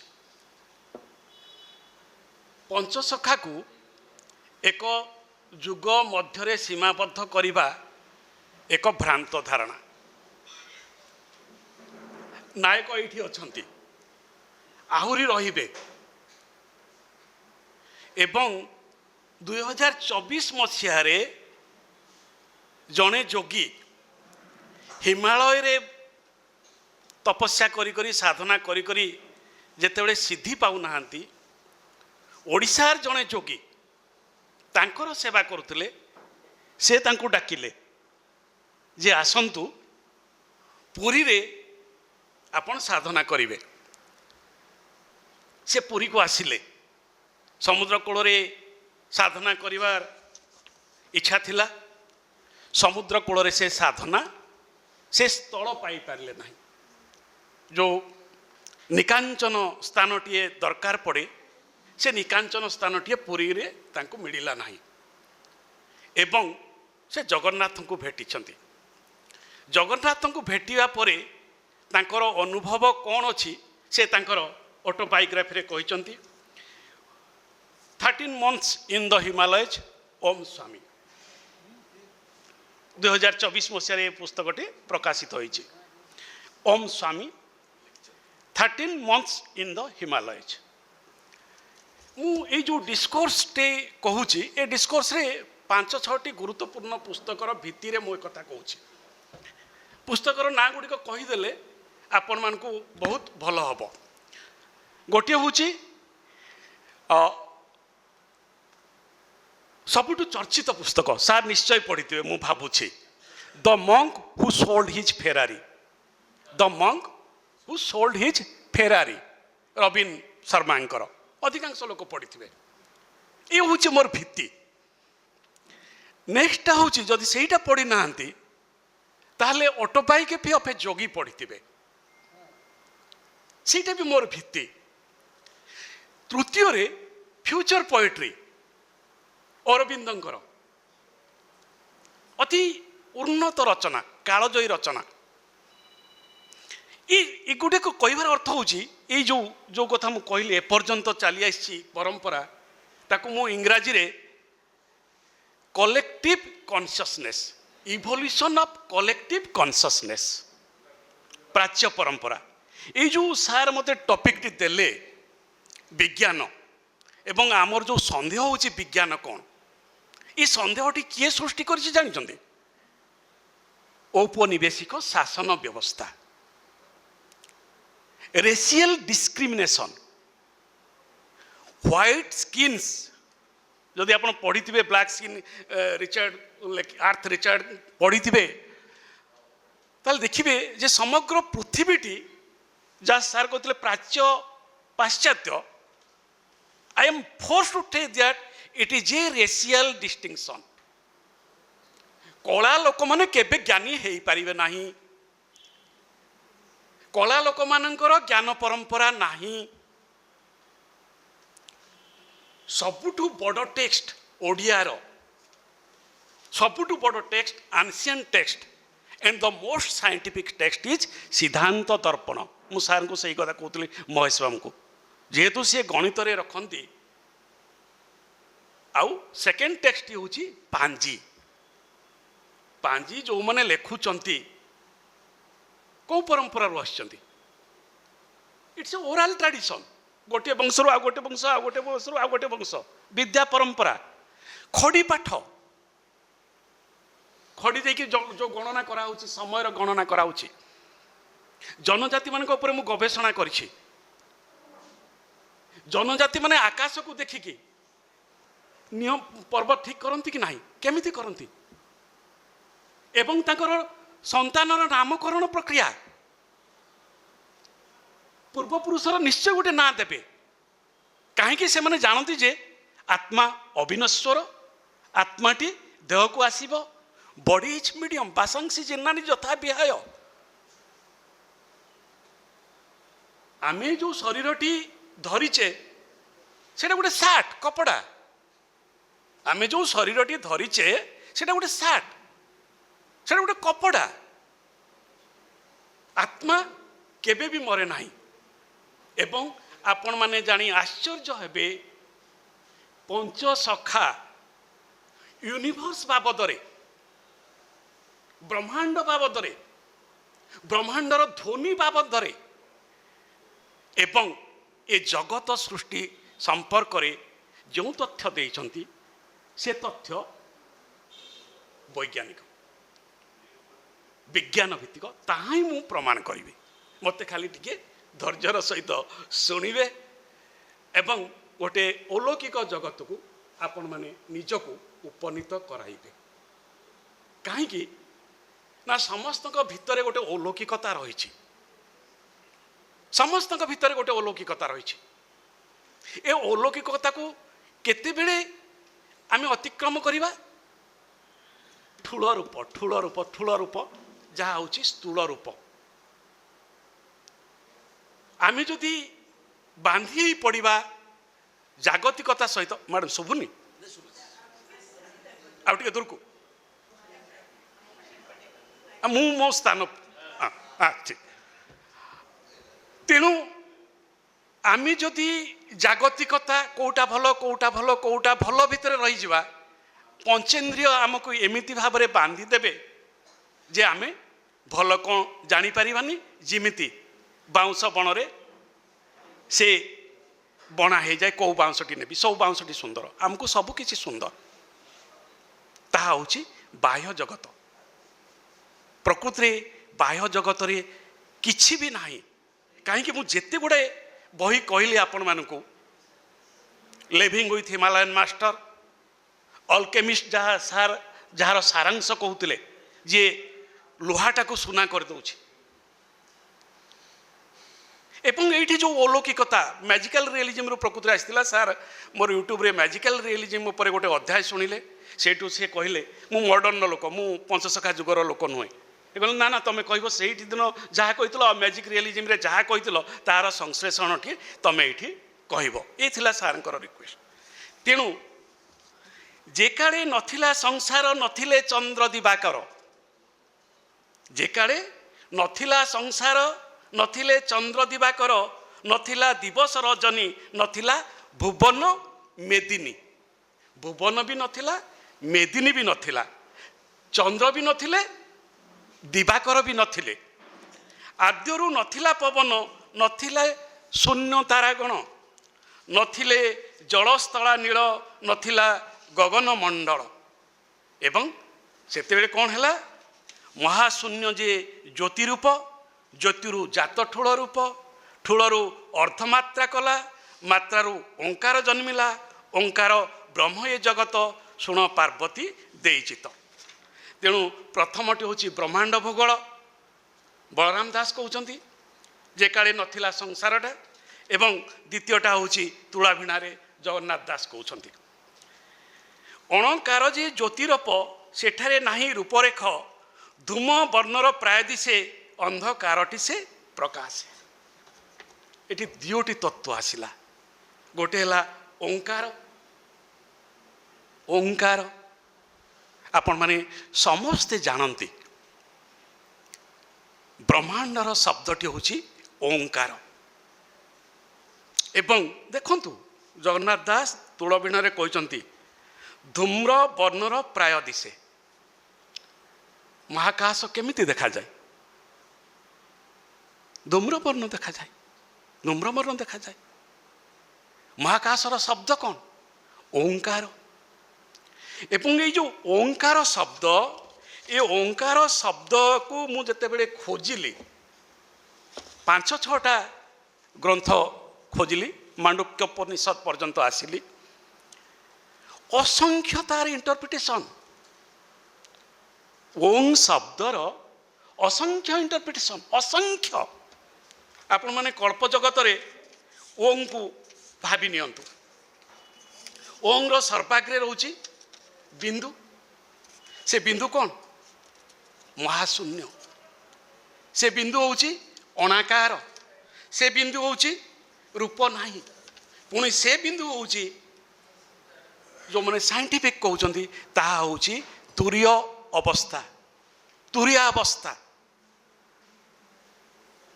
ଯେତେ ଯେତେ ଆପଣଙ୍କର ଯେଉଁ ଅଛନ୍ତି ବଡ଼ ବଡ଼ ଦାର୍ଶନିକ ମାନେ ଅଛନ୍ତି, ବିଶେଷ କରି ମୁଁ ଏଠି ରେଫର କରୁଛି ଦ ମାଣ୍ଡୁକ୍ୟ ଉପନିଷେଦ ଟ୍ରାନ୍ସଲେଟେଡ୍ ବାଇ ସ୍ୱାମୀ ନିଖଳାନନ୍ଦ, ଅଦ୍ୱୈତ ଆଶ୍ରମ, କୋଲକାତା। ସେ ଏଇ ଯେଉଁ ଠୁଳ ରୂପ ଯେଉଁଟାକୁ କୁହାଉଛି ସେଇଟା ହେଉଛି ସ୍ଥୂଳ ରୂପ। ସ୍ଥୂଳ ରୂପରୁ ଯଦି ଆମେ ବାହାରି ଯିବା ତାହେଲେ ଆମେ ତିନୋଟି ପର୍ଯ୍ୟାୟ ଦେଇକି ଯିବା। ତିନୋଟି ପର୍ଯ୍ୟାୟ। ପ୍ରଥମ ହେଉଛି ଆୱକେନିଂ, ଜାଗ୍ରତ ହେବା। ଦ୍ୱିତୀୟଟି ହେଉଛି ଡ୍ରିମ୍, ସ୍ୱପ୍ନାବସ୍ଥା। ଦେଖନ୍ତୁ ସେପଟେ ଫ୍ରଏଡ୍ ବି ସେଇ କଥା କହୁଛନ୍ତି, ଇ ଦିଗ ସୁପରିଗ। ଆମେ ତାକୁ ଅଲଗା ଭାବରେ ବହୁ ପ୍ରାଚୀନ କାଳରୁ କହୁଛେ। ଗୋଟେ ହେଉଛି ଆୱକେନିଂ। ଆୱକେନିଂଟା କ'ଣ ନା ଆମ ଭିତରେ ଲୁଚିକି ରହିଥିବା ଜ୍ଞାନ, ଯେଉଁଟାକି ଚିତ୍ତବାବୁ କହିଲେ। ଚିତ୍ତବାବୁଙ୍କର ଯାହା ଆରମ୍ଭ ଯାହା ଶେଷ, ମୋର ବି ସେଇ ଆରମ୍ଭ ସେଇ ଶେଷ, ସେହି ଶୂନ୍ୟ। ସିଏ ଯେଉଁ ଶୂନ୍ୟରେ ଶେଷ କଲେ ମୁଁ ସେ ଶୂନ୍ୟରୁ ଆରମ୍ଭ କରୁଛି, ଶୂନ୍ୟ ରୂପ କଥା କହୁଛି। ଜ୍ଞାନଟା କ'ଣ? ମୁଁ ସେଥିପାଇଁ ସାର୍ଙ୍କ ସହିତ ଆମର ଡିସ୍କସନ୍ ଚାଲିଲା ବହୁତ ଜୋର କରି। ସାର୍ କହିଲେ କେଉଁ ଟପିକ୍ ତମେ କୁହ? ମୁଁ କହିଲି ଆପଣ ଯେଉଁ ଟପିକ୍ କହିବେ। ତାପରେ ସିଏ ଗୋଟେ ଟପିକ୍ କହିଲେ, ସାହିତ୍ୟ ଶବ୍ଦଟି ଖାଲି ଲଗେଇଲେ।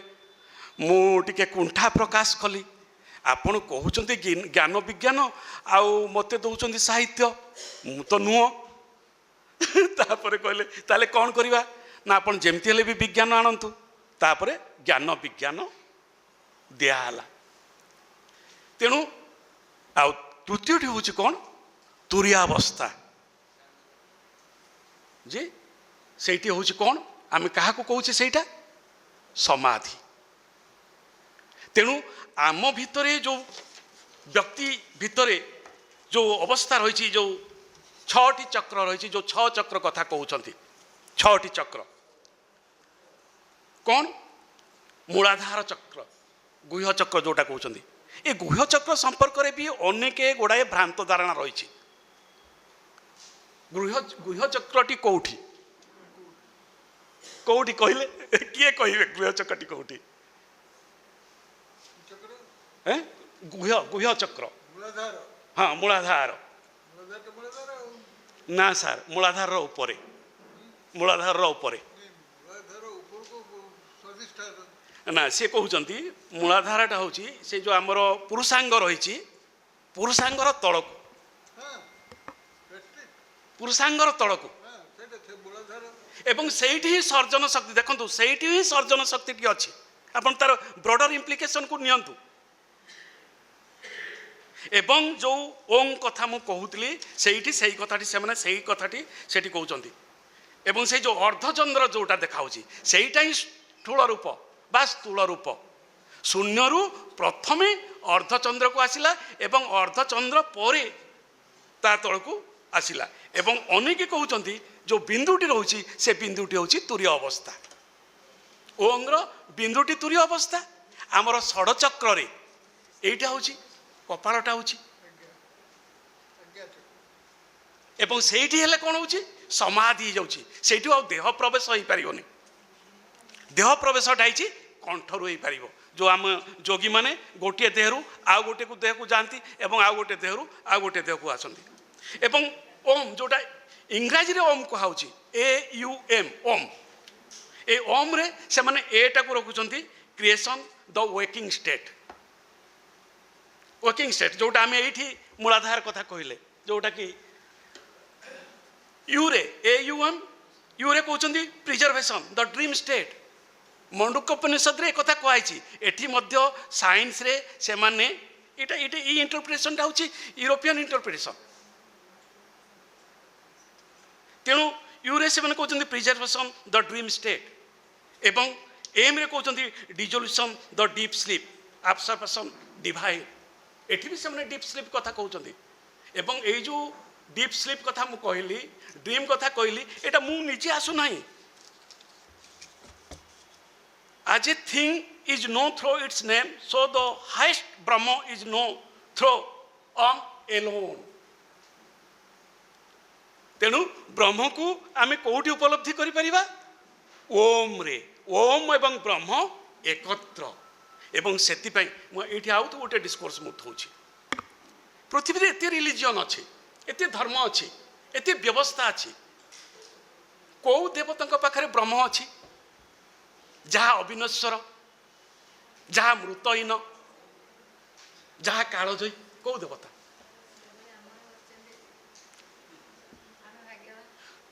ज्ञान परंपरा को विश्व ज्ञान परंपरा को ये जो ब्रह्म ये जो ओम तेणु बासांसी जिन्नानी जो कहली ये जो कला ठाकुर देहटा 12 वर्ष आम दे दौचे ना ब्रह्मटा कुआड़े जाऊँगी रूपांतरित होउछि आउ गोटे शरीर को दिस द सिंबल एटा प्रतीक एटा प्रतीक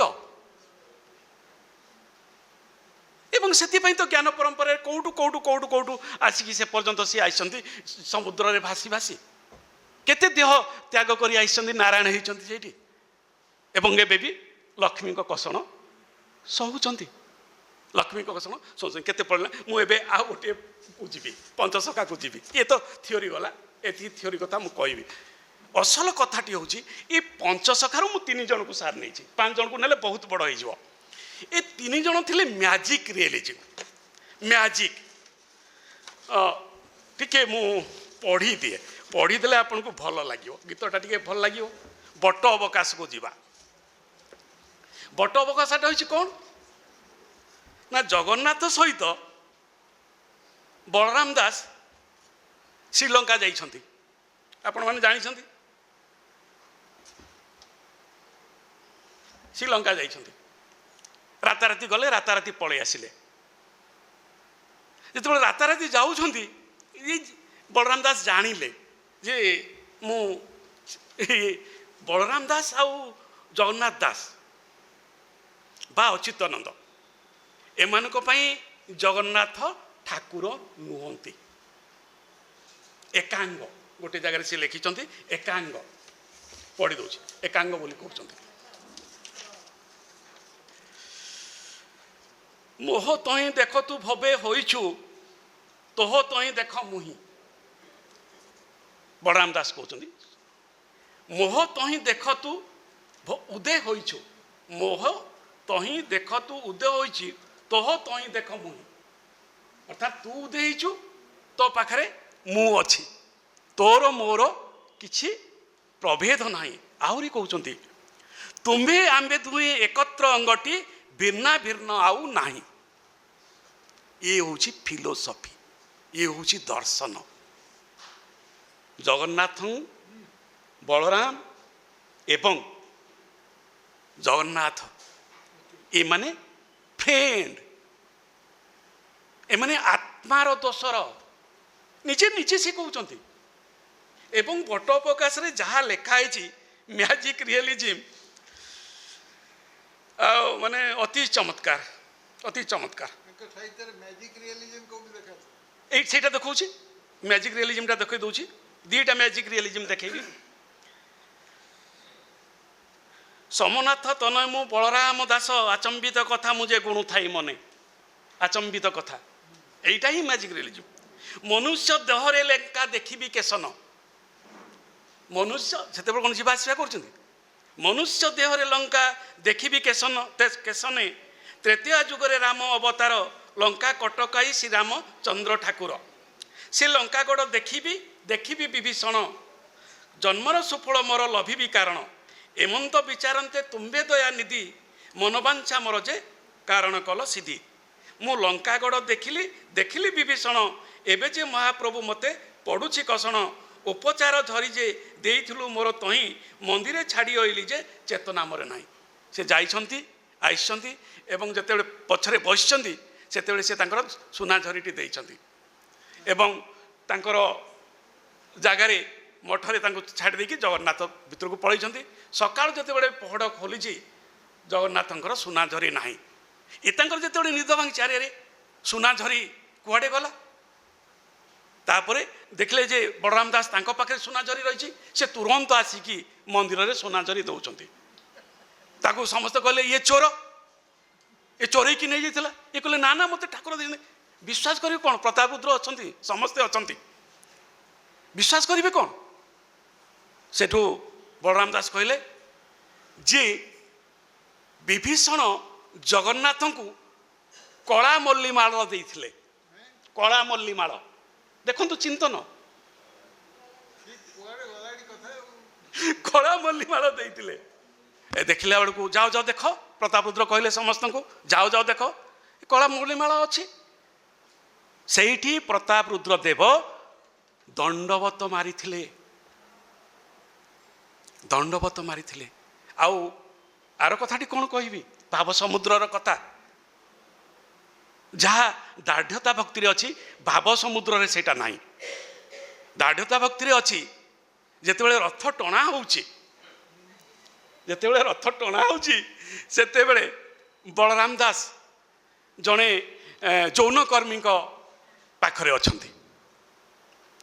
जिते बड़े शुणिले घंटध्वनि आरती शुणिले से दौड़ी पलि आसिले यहाँ अन्यटी जेहेतु ना तेणु आम बहुत समय खोजु जे प्रकृति कहीं जगन्नाथ को भेटापी पूजक मैंने देले नहीं रथरे अन्य प्रकार कथा आसे किंतु दाढ़ता भक्ति एक कथा रही तेणु जिते देखिले जे तांको देहरे गोटे बेश्याघर समस्त चिन्ह तांको शरीर में रही छार छार मार मार मार मार करके गले भगईदे सेठू से जाकि समुद्र कूल को गले एवं समुद्र कहले देख तो पाई मु एते कषण शैली तू जदि प्रकृत सखा हो प्रकृत बंधु हो ताहले तू रथर ये पलि आसबु एवं से रथर पलैले ये सब कथा है एवं जगन्नाथ दास कथा कहवा जगन्नाथ दास आहरी आचंबित कथा कर आहरी आचंबित कथा कौन ना लिखुंट भागवत अति सरल भागवत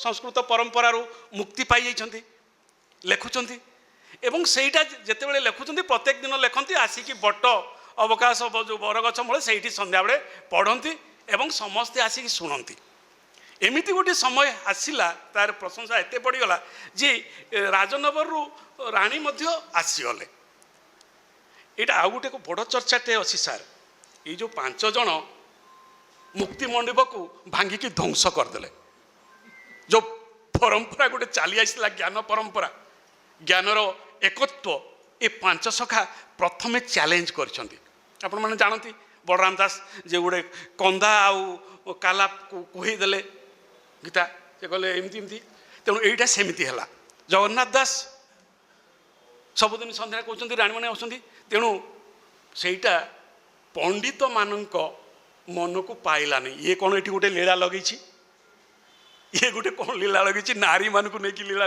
बेसी नारी आसीगले महिला मैंने आसीगले भक्त प्राण तेणु परंपराटा केमती सृष्टि होची तेणु कह राजा पाखे कहले जे ये कविता रचना ना रे ग्रंथ रचना ना रे शास्त्र रचना ना रे नारी मानक महिला मानक सह ये सब अनैतिक कार्य करुछंती दाढ़ता भक्ति लिखाई राजा डकैले ए तुम ये कर कौन ये कौच से कौच तो जगन्नाथ कहले मु तो निजे नारी मु तो निजे नारी तुम नारी ना हो ताले प्रमाण दियो काली आस राजसभा को सेठी तुम प्रमाण देव नारी की ये पड़गले भाड़ेनी रे कहीदेले सीना भाड़ेनी पड़गले एवं शेष जगन्नाथ को प्रार्थना करे तुम्हें रक्षा कर मत दुर्दिन तापर तार दिन राजसंहासन से नारी बेश होकरी शाढ़ी कजल जहाँ जहाँ नारी आवरण पिंधिकी चलीगले प्रतापरुद्र कहले देखु मु नारी प्रतापरुद्र जिते राजा ना मंत्री मैंने अच्छा कहले जी भी शाढ़ी पिंधिदेव कलता लगेदेव सिंदूर लगेदेव कजल लगेदेव से कौन नारी हो तमर नारी शरीर मत देखा एवं से उल्लग्न हेले और तांकर नारी देह समग्र राजसभा देखिला ये हूँ अलौकिकता, ये हूँ मैजिक रियलिजम। सबुठी सबु क्षेत्र में सबुठु बड़ कथा हूँ मोर आउ गोटे डिस्कोर्स अच्छी जे आमे सार सहित विथ ड्यू आपोलॉजी श्री चैतन्य को केन्द्र में रखु। जितेबले पंचसखा आलोचना करूँ श्री चैतन्य को केन्द्र में रखु। ये दीटी कथा आसूची, दीटी विचारधारा आसूची जे श्री चैतन्य गुरु थिले, श्री चैतन्य सखा थिले, किंतु ज्ञान परंपरा को भांगी पारिले नाही। एमाने समस्ते ज्ञान मिश्रा भक्तिर प्रवर्तक एवं आजीवन थिले। तेणु शून्य संहितारे अच्युतानंद लिखिचंती। कौन लिखिचंती?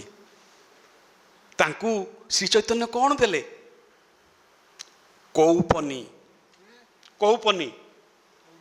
कौपनी देइछंती, निजे लिखिचंती श्री चैतन्य अच्युतानंद। कौपनी कौन? जेमिति मु ओं शब्द कथा कहली ठीक सेमती होची कौपनी। कौपनी गोटे विराट आर्किटाइप, गोटे विराट रहस्य। मु जोठी भी पढ़ी ये जो बही गुड़ाक जिते कहली समस्ते कौपनीधारी। कौपनी होची स्थूल पृथ्वीर शेष संबल। शेष संबल जो दिन कौपनी छाड़ी देव से लोकटी से ही दिन सी तुरीय अवस्था को जीव नहले समाधि अवस्था को जीव। से कौपनी दान कर बोली निजे अच्युतानंद कहते। एबे ओं ध्वनि उपरे कह केते समय गला? 8टा। मोर प्रकृति सार तो कही जे तुम लेखिकी आणव आमे देव, आमको देव, आमे छापिबू। 4 पृष्ठा मागी मोर 14 पृष्ठा हो जाए। तो एत को मु जग 3 भाग में विभक्त करी। जेहेतु गोटे ट्राजेडी भितर आपण मैंने थिले एवं मु चाहूली आपण मान को ब्रेकडाउन करने टे लुसीड गोटे तुरीय अवस्था को आने ये सब पृष्ठभूमि कहली। प्रकृत जिनसटी मु एबी आरंभ करुच्ची, बेसी नेबिनी। मु 5 मिनिट रे मोर सिंथेसिस कहीदे। मु मोर वक्तव्य को ये जो प्रबंधटी 14 पृष्ठार प्रबंधटी को 3टी भाग में विभक्त करछि। गोटे हूँ जगत सृष्टि संपर्क मतवाद। मु पंचसखांकर मतवाद कहली। हॉकिंग कौन कहते से कथा मुझे आलोचना करछि। ए ब्रीफ हिस्ट्री ऑफ टाइम रु मु गोटे कोटेशन नहीं केते मिसी जाइए। ये हूँ जगत सृष्टि संपर्कित मतवाद रे वैज्ञानिक भित्ति। द्वितीयटी हूँ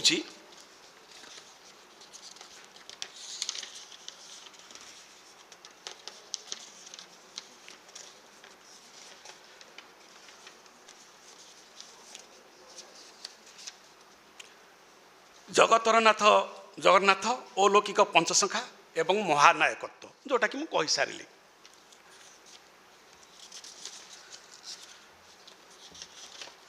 तृतीय जिनसटी हूँ विज्ञान और अलौकिकता। तेणु मु 2-3 मिनिट हॉकिंग्स मतटा कहूँ आउ शेष 3 मिनिट कहबी मु विज्ञान और अलौकिकता संपर्क कौन।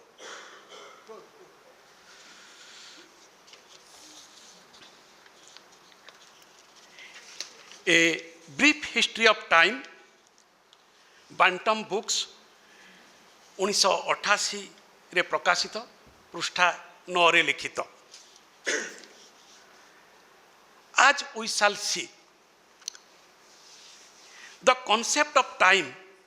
देखो समय आसीगला। The concept of time has no meaning before the beginning of the universe. देखु कौन लिखी तुला भिणा शून्य रूप किछि नाही। किरण आसिला तापरे ଚନ୍ଦ୍ରବିନ୍ଦୁ ଆସିଲେ ଅନ୍ୟ ଅନ୍ୟ ଜୀବ ଜଗତ ଆସିଲା, ପୁରା ପୁରା ମିଶି ଯାଇଛି। This was first pointed out by Saint Augustine. ସେ ଯେଉଁ ସେଇ ଚାପ୍ଟରଟାରେ ଯେଉଁ କଥା ସେ କହିଥିଲେ ଆରିଷ୍ଟଟଲଙ୍କ ଠାରୁ ଆରମ୍ଭ କରି ନିଜ ପର୍ଯ୍ୟନ୍ତ ସେ ଚାପ୍ଟରରେ ଆସିଛନ୍ତି। As we shall see, the concept of time has no meaning before the beginning of the universe. This was first pointed out by Saint Augustine when asked, what did God do before he created the universe? ସେ ନିଜେ ପଚାରୁଛନ୍ତି, what did God do before he created the universe? ଏବଂ ତାର ଉତ୍ତର ଯେଉଁଟାକି ବ୍ରହ୍ମାଣ୍ଡ ଭୂଗୋଳରେ ରହିଛି। କ'ଣ ସେଇଟା?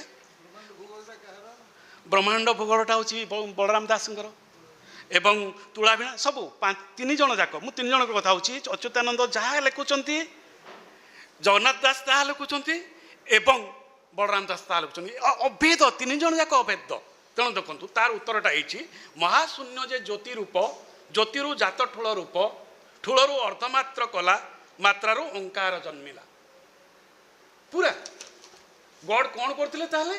ଗଡ୍ ଏ କ୍ରିଏସନ୍ କରିବା ପୂର୍ବରୁ ଜ୍ୟୋତି ରୂପରେ ଥିଲେ, ତାପରେ ଠୁଳ ରୂପକୁ ଆସିଲେ, ତାପରେ ଅନାହତ ନାଦ ଓଂକୁ ଆସିଲେ ଏବଂ ଓଂରୁ ଏ ଜଗତ ସୃଷ୍ଟି ହେଲା। ଏବଂ ଓଂକୁ ମଧ୍ୟ ଓଂ ଶାନ୍ତି ଶାନ୍ତି ଶାନ୍ତି, ତାର ଅର୍ଥ କହିପାରିବେ? ଓଂ ଶାନ୍ତି ଶାନ୍ତି ଶାନ୍ତି, ଏ ତିନୋଟି ହେଉଛି ସତ ରଜ ତମ, ଏ ତିନୋଟିର ଶାନ୍ତି କୁହାହେଉଛି। ଏବଂ ଏଇ ତିନୋଟି ଶାନ୍ତିର ଅଧିଦେବତା କିଏ? ବ୍ରହ୍ମା, ବିଷ୍ଣୁ ଏବଂ ଶିବ। ସତ ରଜ ତମ, ଏ ବହୁ ଗଭୀର ପାଠ, ବହୁ ଗଭୀର ପାଠ, ବହୁ ଗଭୀର ପାଠ। ତେଣୁ ଓଂ ସହିତ ଏଠି ସୃଷ୍ଟି ହେଉଛି। ହକିନ୍ସ ସେ କଥା କହୁଛନ୍ତି ଏବଂ ହକିନ୍ସ ଜିରୋ କଥା ମଧ୍ୟ କହୁଛନ୍ତି।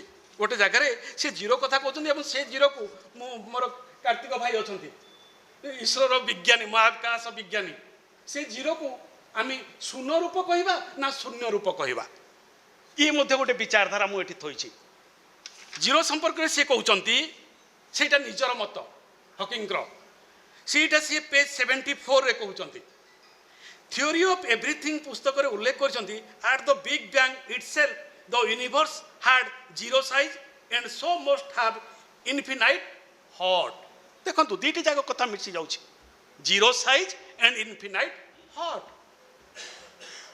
ଏବଂ ଆମର ସେଠି ଯାହା କହୁଛନ୍ତି ଜ୍ୟୋତି ଏବଂ ମହାଶୂନ୍ୟ ଶୂନ୍ୟକାଳ।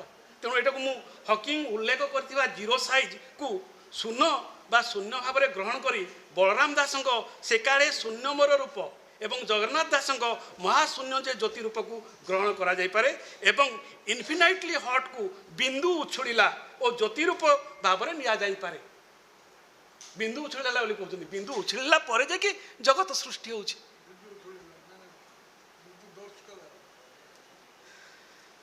ତେଣୁ ଏଇ ଯେଉଁ ଓଙ୍କାର, ଏଇ ଯେଉଁ ନାଦ, ମୁଁ ବହୁତ ପ୍ରିପେୟାର ହେଇକି ଆସିଛି ଗୋଟାଏ ପାରାଗ୍ରାଫ ପଢ଼ିବା ପାଇଁ ଓମ୍ ସ୍ୱାମୀରୁ। ସିଏ ପୁରୀରୁ ଗଲା ପରେ ଡିସେମ୍ବର ମାସ, ତେଣୁ ବଦ୍ରିନାଥରୁ ପଳେଇ ଆସିଲେ ପୁରୀ, ପୁରୀରେ ପାଇଲେନି ଜାଗା, ତେଣୁ ସିଏ ଫେରେ ଡେରାଡୁନ ପାଖକୁ ପଳେଇ ଯାଇଛନ୍ତି, ହିମାଳୟ ପାଖାପାଖି, ଯେଉଁଠି ଶୀତ ଦିନରେ ସେ ତପସ୍ୟା କରିପାରିବେ। ଏବଂ ଶୀତ ଦିନରେ ଯେତେବେଳେ ତପସ୍ୟା କରିପାରିବେ ସେତେବେଳେ ସେଇ ଓଡ଼ିଆ ଯୋଗୀ ତାଙ୍କ ସହିତ ଯାଇଛନ୍ତି। ସେ ଗୋଟେ ଉଚ୍ଚ ସ୍ତରରେ ସାଙ୍ଗେ ରହୁଛନ୍ତି, ଦିନକୁ ଥରେ ଆସୁଛନ୍ତି, ଏ ଓଡ଼ିଆ ଯୋଗୀ ଲୋକ ତାଙ୍କୁ ଖାଦ୍ୟ ଦେଉଛନ୍ତି ଏବଂ ସେ ପଳାଉଛନ୍ତି। କେବଳ ଗୋଟାଏ ସର୍ତ୍ତ ଥିଲା ଯେ ଆମେ ସନ୍ଧ୍ୟାବେଳେ 6ଟାରୁ 7ଟା ଆମେ ପ୍ରେୟାର କରିବା ସାଥି ହେଇକି। ସେ ଗୋଟିଏରେ ସିଏ କରୁଛନ୍ତି। ତ ସେଇଠି ଏଇ ଯେଉଁ ଅନାହତ ନାଦ, ଯେଉଁଟାକି ମୂଳ କଥା, ସେ କଥା କହୁଛନ୍ତି, ସେ କରୁଛନ୍ତି। ଯେତେବେଳେ ତାଙ୍କର ଶେଷ ପର୍ଯ୍ୟାୟରେ ସେ ଗୋଟେ ସ୍ରୋତ ପଢ଼ୁଛନ୍ତି, ଏ ବହିରେ ସବୁ ଡିଟେଲ ଅଛି, କ'ଣ ସ୍ରୋତ ପଢ଼ୁଛନ୍ତି, କ'ଣ ଅଛନ୍ତି, ତାଙ୍କର day to day affairs diary ପରି ପୁରା ଲେଖା ହେଇଛି ଏ ବହିରେ। ତ ଦିନେ ଏମିତି ତପସ୍ୟା କଲାବେଳକୁ ରାତିରେ, ସେ ରାତିରେ 2 ଘଣ୍ଟା ଶୁଅନ୍ତି, ଗୋଟେ ସାଉଣ୍ଡ ଆସିଲା, ବହୁତ ସାଉଣ୍ଡ ଆସିଲା। ଯେତେବେଳେ ସେ ପ୍ରେୟାର କରୁଛନ୍ତି ସେ ଶବ୍ଦଟି ଆସୁଛି, ସେଇଟା ଗୋଟେ ଶଙ୍ଖର ଶବ୍ଦ, ଧ୍ୱନିର ଶବ୍ଦ। ବହୁତ ଦିନ ପରେ ସେ ଜାଣିଲେ ଯେ ସେଇଟା ଶଙ୍ଖ ଧ୍ୱନି। ତାପରେ ଯେତେବେଳେ ଶେଷ ହୋଇଯାଉଛି ତାଙ୍କର ସାଧନା, ଏବଂ ସେ ଧ୍ୱନିଟି ତାଙ୍କୁ ଧରି ରଖିଛି, ଆଚ୍ଛନ୍ନ କରି ରଖୁଛି। ସେତେବେଳେ ସେ କହୁଛନ୍ତି, ବାରମ୍ବାର ସେ ଶୁଣୁଛନ୍ତି, ଇନକ୍ୱାରି କରୁଛନ୍ତି, ସେ ଶୁଣୁଛନ୍ତି। ଏଇଟା ଇଂରାଜୀରେ ମୁଁ ଟିକେ ପଢ଼ୁଛି। ମୁଁ ଭାବୁଛି ଏ ଧ୍ୱନିକୁ ଯଦି ଆପଣମାନେ ବୁଝିପାରିବେ ତାହେଲେ ବିଜ୍ଞାନ ସହିତ ଆପଣଙ୍କ ସମ୍ପର୍କ, ଆପଣଙ୍କ ଶରୀର ଭିତରେ ଥିବା ସେ ଧ୍ୱନିକୁ ଆପଣ ନିଶ୍ଚୟ ଶୁଣିପାରିବେ। I was feeling short of breath after being outside in the cold. ମଧ୍ୟରାତ୍ରିରେ ସେ ବାହାରକୁ ଯାଉଛନ୍ତି, ଭୀଷଣ ଥଣ୍ଡା, ଡିସେମ୍ବର 26ର କଥା କହୁଛନ୍ତି, ସେ ଡେଟ୍ ବି ଦେଉଛନ୍ତି। The chilly wind had gone right through my bones. I raised my hand closer to my chest to rub it. In that moment, I felt the sound was coming from within me. In that moment, I felt the sound was coming from within me, as if my whole body had become that sound. As if my whole body had become that sound. As if it had been emanating from my chest all along and I had been completely unaware. It was so beautiful, melting and subtle and so prominent. In Mantra Yoga, there is a term we use, Mantramayi. In Mantra Yoga, there is a term we use, Mantramayi, which means that at a certain point, the practitioner becomes the mantra himself. Practitioner becomes the mantra himself. He or she becomes the very sound of the mantra. I had known it for longest while, but today I understand it. After slugging over 2 decades, it was my first sustained experience of Anahatanada, the unstruck sound. ଅନାହତନାଦଟି ସେଇ ଶୂନ୍ୟ ରୂପର ଓଙ୍କାରଟି ନିଜ ହୃଦୟ ଭିତରେ ଥିବା ସେ ଶୁଣିପାରୁଛନ୍ତି। ଏହାଠୁ ଏଇଟା ନିଜେ ସେ ଅଟୋବାୟୋଗ୍ରାଫି ରଖୁଛନ୍ତି, ଏହାଠୁ ବଡ଼ କଥା କ'ଣ ହେଇପାରେ? ଏବଂ ଆପଣ ଦେଖନ୍ତୁ ତାର ସାଇଣ୍ଟିଫିକ୍ ରିଜନ୍କୁ ନେଇଯାଆନ୍ତୁ। ଆମେ ଯେଉଁ ନାସା ବନ୍ଦ କରିକି ଯେଉଁ କରୁଛୁ, ପ୍ରାକ୍ଟିସ୍ କରୁଛୁ, ସେଇ ଏବଂ ଆମ ହାର୍ଟକୁ, ଆମ ଚେତନାକୁ କିଏ ପ୍ୟୁରିଫାଏ କରୁଛି? ସେଇ ଇଡ଼ା, ପିଙ୍ଗଳା ଓ ସୁଷୁମ୍ନାରେ ପ୍ରବାହିତ ଅକ୍ସିଜେନ୍। ସେଥିପାଇଁ ତ ଆମେ କହୁଛୁ, ଯେତେବେଳେ ଆମେ କାମନେସ୍କୁ ଡିଷ୍ଟ୍ରାକ୍ଟ ହେଇଯାଉଛୁ, ସେଥିପାଇଁ କହୁଛନ୍ତି ହାଭ୍ ଏ ଡିପ୍ ବ୍ରେଥ୍। ଏବଂ ସବୁଠୁ ଶେଷ କଥାଟି ହେଉଛି, ଅରବିନ୍ଦ ମଧ୍ୟ ଫ୍ୟୁଚର ପୋଏଟ୍ରିରେ ପଢ଼ିବେ, ଆପଣ ପାଖରେ ନେଟ୍ରେ ଥିବ, ସିଏ ମଧ୍ୟ କବିତାକୁ ମନ୍ତ୍ର କହିଛନ୍ତି। ପଞ୍ଚସଖା ସେହି ମନ୍ତ୍ରୋଚ୍ଚାରଣ କରିଛନ୍ତି, ଯେଉଁ ମନ୍ତ୍ରୋଚ୍ଚାରଣ evolution of collective consciousness, evolution of collective consciousness, ପ୍ରାଚ୍ୟ ପରମ୍ପରାର ଜ୍ଞାନ ବିବର୍ତ୍ତନର ତାହା ଏକ ପାହାଚ ମଧ୍ୟ, ଯାହା ଏବେ ବି ଜୀବିତ। ଓଂ ଶାନ୍ତି ଶାନ୍ତି ଶାନ୍ତି, ଓଂ ତତ୍ସତ୍।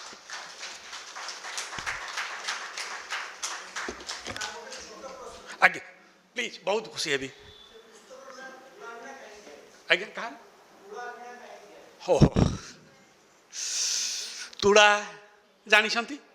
ଭିଣା ଯାଏ। କେଉଁଠି ଭିଣି ହୁଏ? ଶୂନ୍ୟରେ। ତାର ନିୟତି କ'ଣ? ଶୂନ୍ୟ।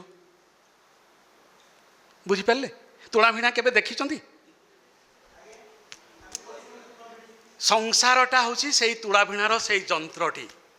ଆପଣଙ୍କ ଭିଣି ଭିଣି ଭିଣି ଭିଣି ଭିଣି ଭିଣି ସେ କେଉଁଠିକି ନେଇଯିବ? ତୁରିଆ ଅବସ୍ଥାକୁ ନେଇଯିବ, ଡିପ୍ ସ୍ଲିପ୍କୁ ନେଇଯିବ। ଯଦି ତୁଳାରେ ଭିଣି ହେବେ ତାହେଲେ ବ୍ରହ୍ମକୁ, ଶୂନ୍ୟକୁ ପାଇବେ। ନମସ୍କାର। ଆଜ୍ଞା, ସବୁଠି ପ୍ରତୀକ ତାହା ଆପଣ ଜ୍ଞାନ ଅପେକ୍ଷା କରେ ଯେ ଆପଣ କେଉଁ ତୁଳାକୁ ଗ୍ରହଣ କରିବେ। ଆପଣ ଯଦି ସେ ତୁଳାକୁ ପିଲରେ ବ୍ୟବହାର କରିବେ, ପିଲରେ ବ୍ୟବହାର କରିପାରିବେ। ସେ ତୁଳାକୁ ଯଦି ଜୀବନଯାପନ ଶୈଳୀକୁ ବ୍ୟବହାର କରିବେ।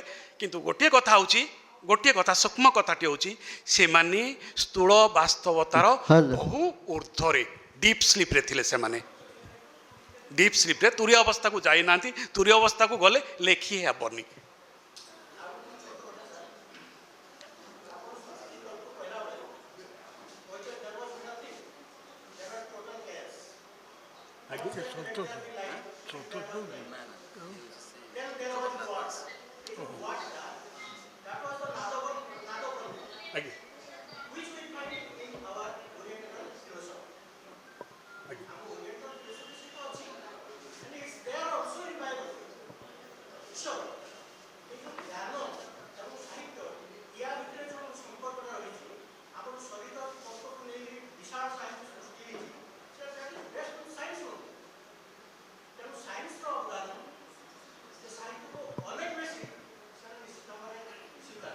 आज्ञा मु भी स्वीकार कर तो मुझे सही कथा कहली मु तो सही कथा कहली से तो प्रथम राशियल डिस्क्रिमिनेशन कथा कहली आज्ञा धन्यवाद मते सुजोग देइथिबारु सुनिथिबारु आज्ञा मु प्रणाम जणाउछि बहुत बहुत धन्यवाद आपण बसत बसत टिके अल्प समय बसत उठी जा तुटे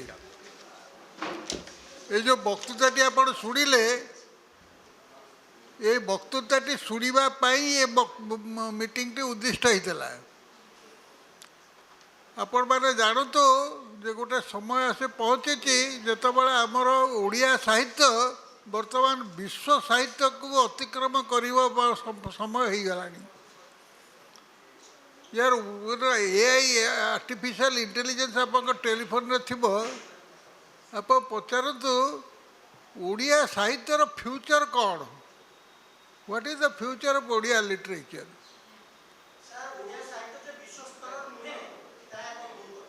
कौन है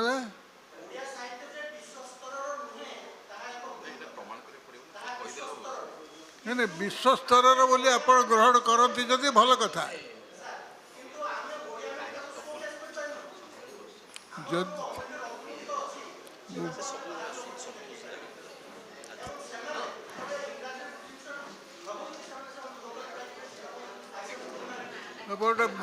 कौन पचार ସାର୍ ଶୁଣି ପାରୁନାହାନ୍ତି ତ ସାର୍ ଶୁଣି ପାରୁନାହାନ୍ତି ଠିକରେ ତେଣୁ ଆମେ ତାକୁ ପରେ ଆଲୋଚନା କରିବା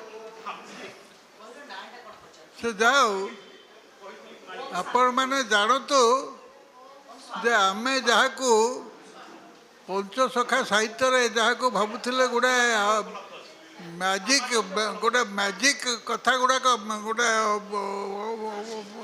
असंभव घटना गुड़ाक एकाठी होता वर्तमान जुग आसी क्वांटम साइंस जुगे से जहाँ को वर्णन कले क्वांटम हूँ शून्यवाद ग्रीक फिलोसफी रे शून्य नथिला ग्रीक रे शून्य ना ताकर चारोटी वस्तु क्षिति अप तेज मरुत व्योम नहीं आम साहित्य व्योम अच्छे व्योमटा हूँ गोटे पदार्थ ये कथा बहुत व्यापक आलोचना दरकार पड़ो तेणु से विषय कथबार्ता होने कि बहुत धन्यवाद आमको जो वक्तृता आप शुणिले ये वक्तृतार बहुत अर्थ बाहर आप धैर्य धरी शुणी थे साहित्य परिणत करूँ आप नेक्स्ट टाइम ये साहित्य जो युव साहित्य बस जो मैंने से मैंने मुक्त भाव चिंता करूँ डरी जातु नहीं जे यहाँ हूँ वास्तव यहाँ अवास्तव काले कौ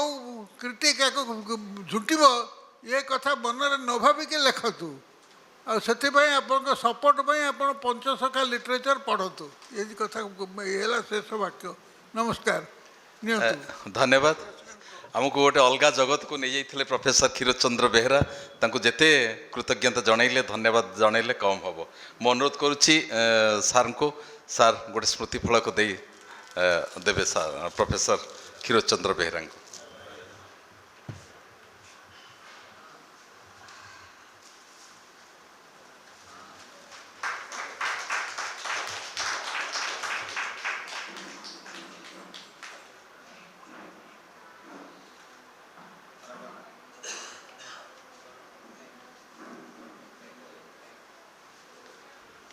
आमे अल्प समय भितर ये कार्यक्रम सरीब आम सहित अच्छा इंजीनियर महेश पति महोदय से दुई धाड़ी कहे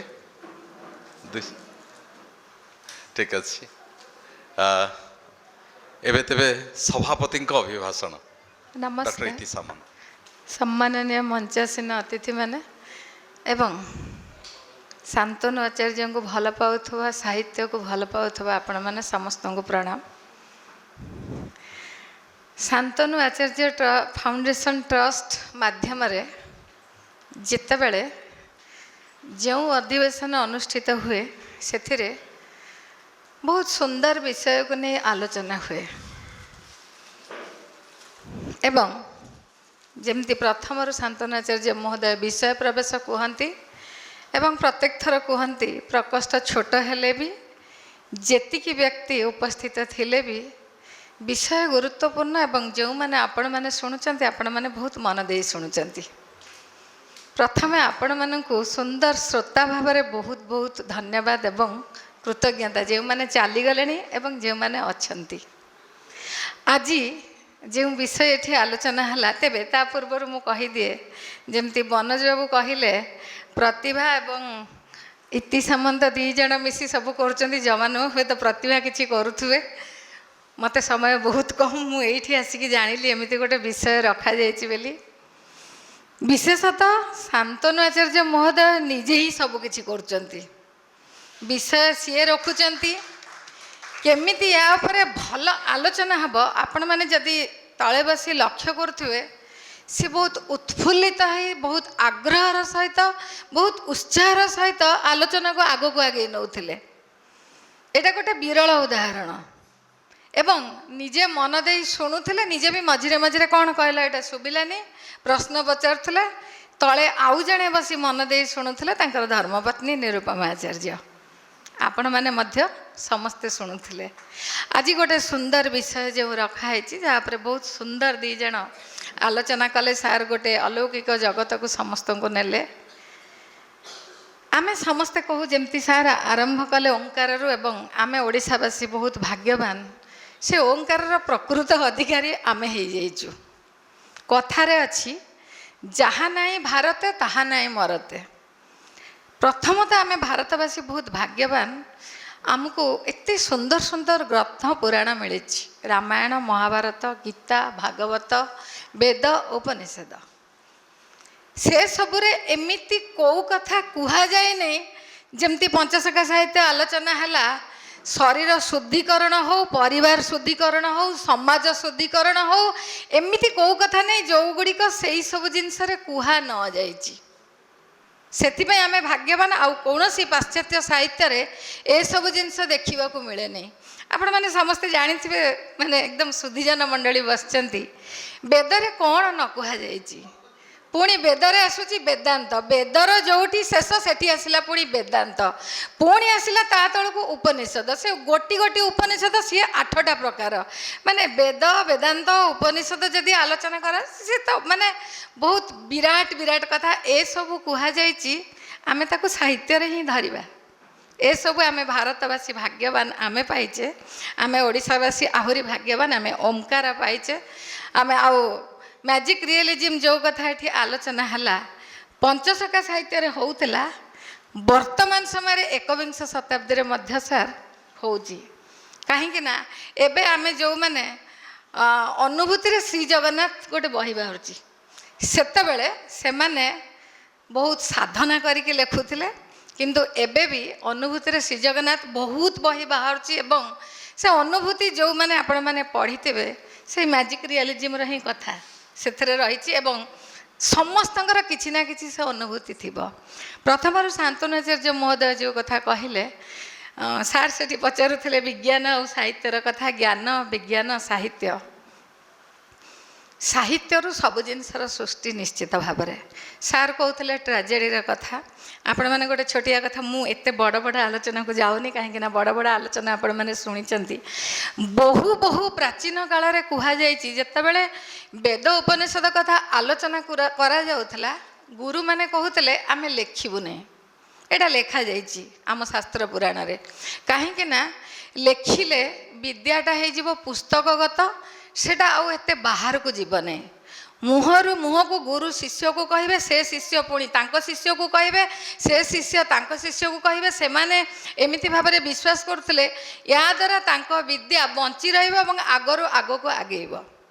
आज जितेबाला आम यही सब अधिवेशन करुचु पुस्तकगत विद्या को सार मैंने बहुत सुंदर भाव में प्रबंध लेखि आनी आम सामने आलोचना कले निश्चित भाव में आम शुणिले आमर ज्ञान बढ़ुची। ट्राजेडी कथा कुहा होता आपण मैंने समस्ते कालिदास कथा जानी जदिव से पंचसखा साहित्यर अंतर्गत नुहंती स्त्री सेतिकी भाव में तिरस्कार करी कहिलारु ट्राजेडी है।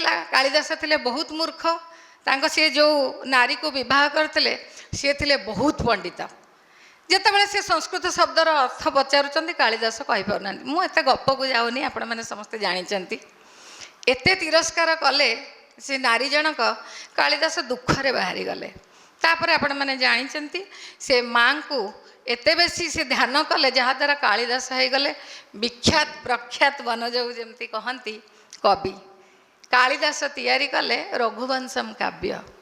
रघुवंशम काव्य आपण मैंने जदि देखि जितेबले श्रीराम सीता को नहीं रावण को मारी सारी लंकारु फेरुचंती एपटे भरत को कंठ देइचंती जे गोटे से दिन 14 वर्ष जो दिन पूरब से दिन आसी पहुँचबार अच्छी सेपटे समय गड़ीगला सेतबले विभीषण कहते रावणर रथटा को नहीं जा चंचल पहुँचीज ना भरत एपटे वर्तमान समय जदि कह आत्महत्या करदे से कही मु जीवन त्याग करदेवी जदि 14 वर्ष पूरला बेलू ठीक न पहुँचे सेतबेलका समय आज्ञा रावण नामक गोटे धनी व्यक्तिर थिला रथ रथटा विज्ञान जुगर निश्चित भाव में आम एरोप्लेन कहवा रथ सेतिकी लिमिट को जाऊला जो जाके ऑक्सीजन जाई पारुथला रथर गोटे एरोप्लेन गोटे सर्टेन लिमिट जाके आपण मैंने समस्त आजिकल एरोप्लेन में बसते देखिए सर्टेन लिमिट जाके गले तलू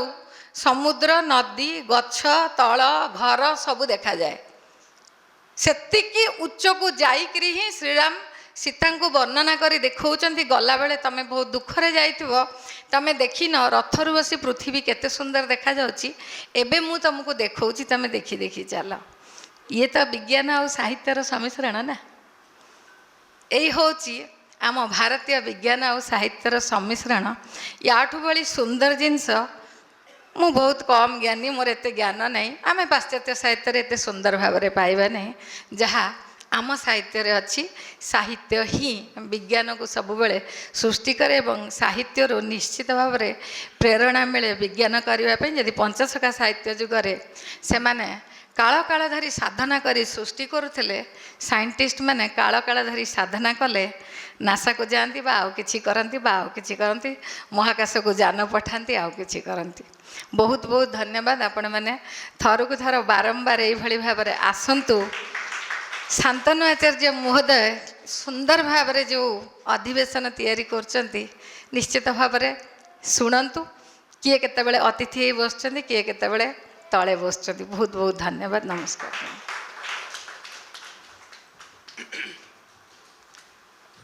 धन्यवाद मैडम आपणकर सभापतित्व वक्तव्य एवं चमत्कार भाव में आपणकर अभिभाषण पाई मो अनुरोध करुच्ची अनुष्ठान संपादिका प्रतिभा पंडा जड़े नृत्य गुरु विशिष्ट अभिनेत्री जहाँकर कालना परन गोटे मिडनाइट चलचित्र होती अनेक चलचित्र अभिनेत्री मो अनुरोध करुच्ची से शेष कथा एवं धन्यवाद रखिए।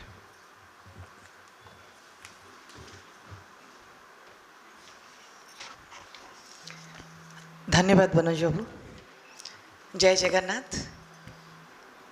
समस्त को मोर भूमिष्ठ प्रणाम सबू गुरुजन मान को प्रथम अभिनेत्री हिसाब से जो परिचय देदेले मत से बेसी डर लगुच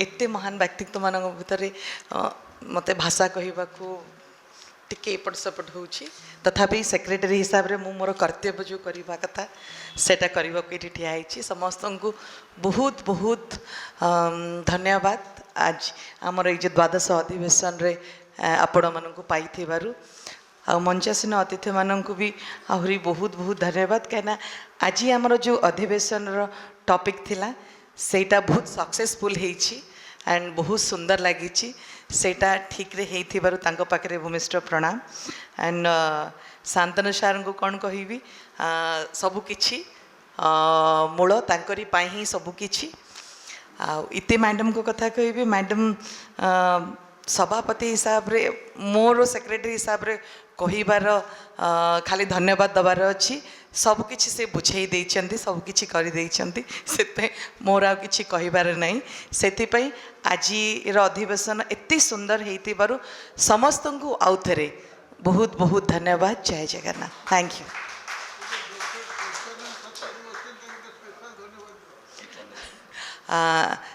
पंचानन सतपदी सार आसीतर से पूरा आरंभ रु अछंती पूरा शुणी बसी एते समय से पाखे बहुत बहुत चिर नमस्य आसीथिबारु आपन को बहुत बहुत धन्यवाद नमस्कार आजिर एई जो कार्यक्रम सफलता निश्चय प्रथमे सार पाखक जीव कारण प्रथम हूँ विषय चयन एमती गोटे विषय को नहीं जाइए आज जमी जना पड़ा संध्या 6टार राति 8:30 हो गला तेणु सार को बहुत बहुत कृतज्ञता विशेषकर जो अतिथि दुई जन आज एत चमत्कार भाव में वक्तव्य रखिले आ संपूर्ण प्रस्तुत हो आसचंती एवं पेपर भी देइछंती परवर्ती समय सार निर्देश देलेनी जे प्रकाश हम तेणु मो दुई अतिथि को भी आउ थे कृतज्ञता ज्ञापन करुच्ची आउ समस्ते आम जो मैंने अच्छे सार समस्त को व्यक्तिगत भाव अनुरोध कर डाकिछंती तेणु आपण मैंने समस्ते सार मध्य आपण मानक पई जलपान बंदोबस्त करिछंती तेणु समस्ते सार तरफ अनुरोध करुच्ची जे समस्ते खाइकरी जीवे मो समस्त को जो मैंने सामने बसी समूह विख्यात व्यक्तित्व को प्रणाम करुच्ची एवं कृतज्ञता जनाऊँगी नमस्कार।